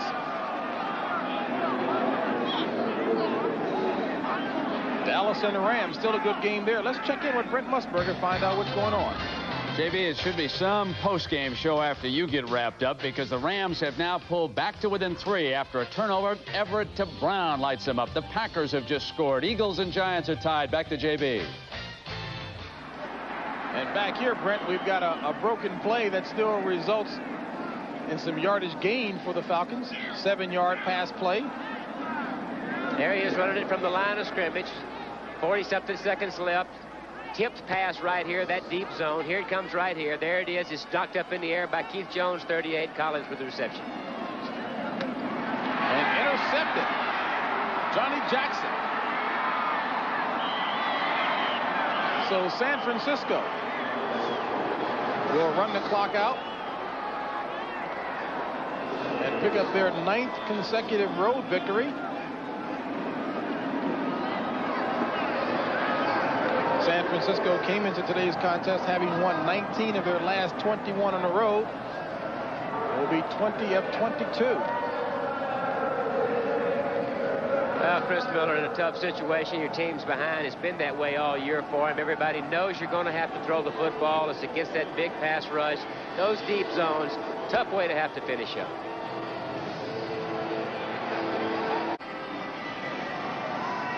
That's my favorite play. As a quarterback, favorite play. Take the ball, kneel down, call win the game. And that's exactly what San Francisco does. And I guess that picture says it all there. Falcons hopeful, prayerful for better things to come. Not today, as Jim Hannafin is greeted by Matt Millen. Boy, certainly you have to give a lot of credit to Jim Hannafin for what he attempted to do. Brought some fun back into it. Had nothing to lose. Came out with some specialty type plays. On 4th and 1, he threw a halfback pass on a punt. They threw a fake punt pass for the first down and put some excitement in it, but you can do that when you have nothing to lose. And don't forget, coming up, the NFL Today post-game show back in New York. Brent and Irv will bring you up today with all the scores in action. So that does it here from Atlanta. San Francisco on top, 23-10. For Ken Stabler, this is James Brown saying so long from Atlanta.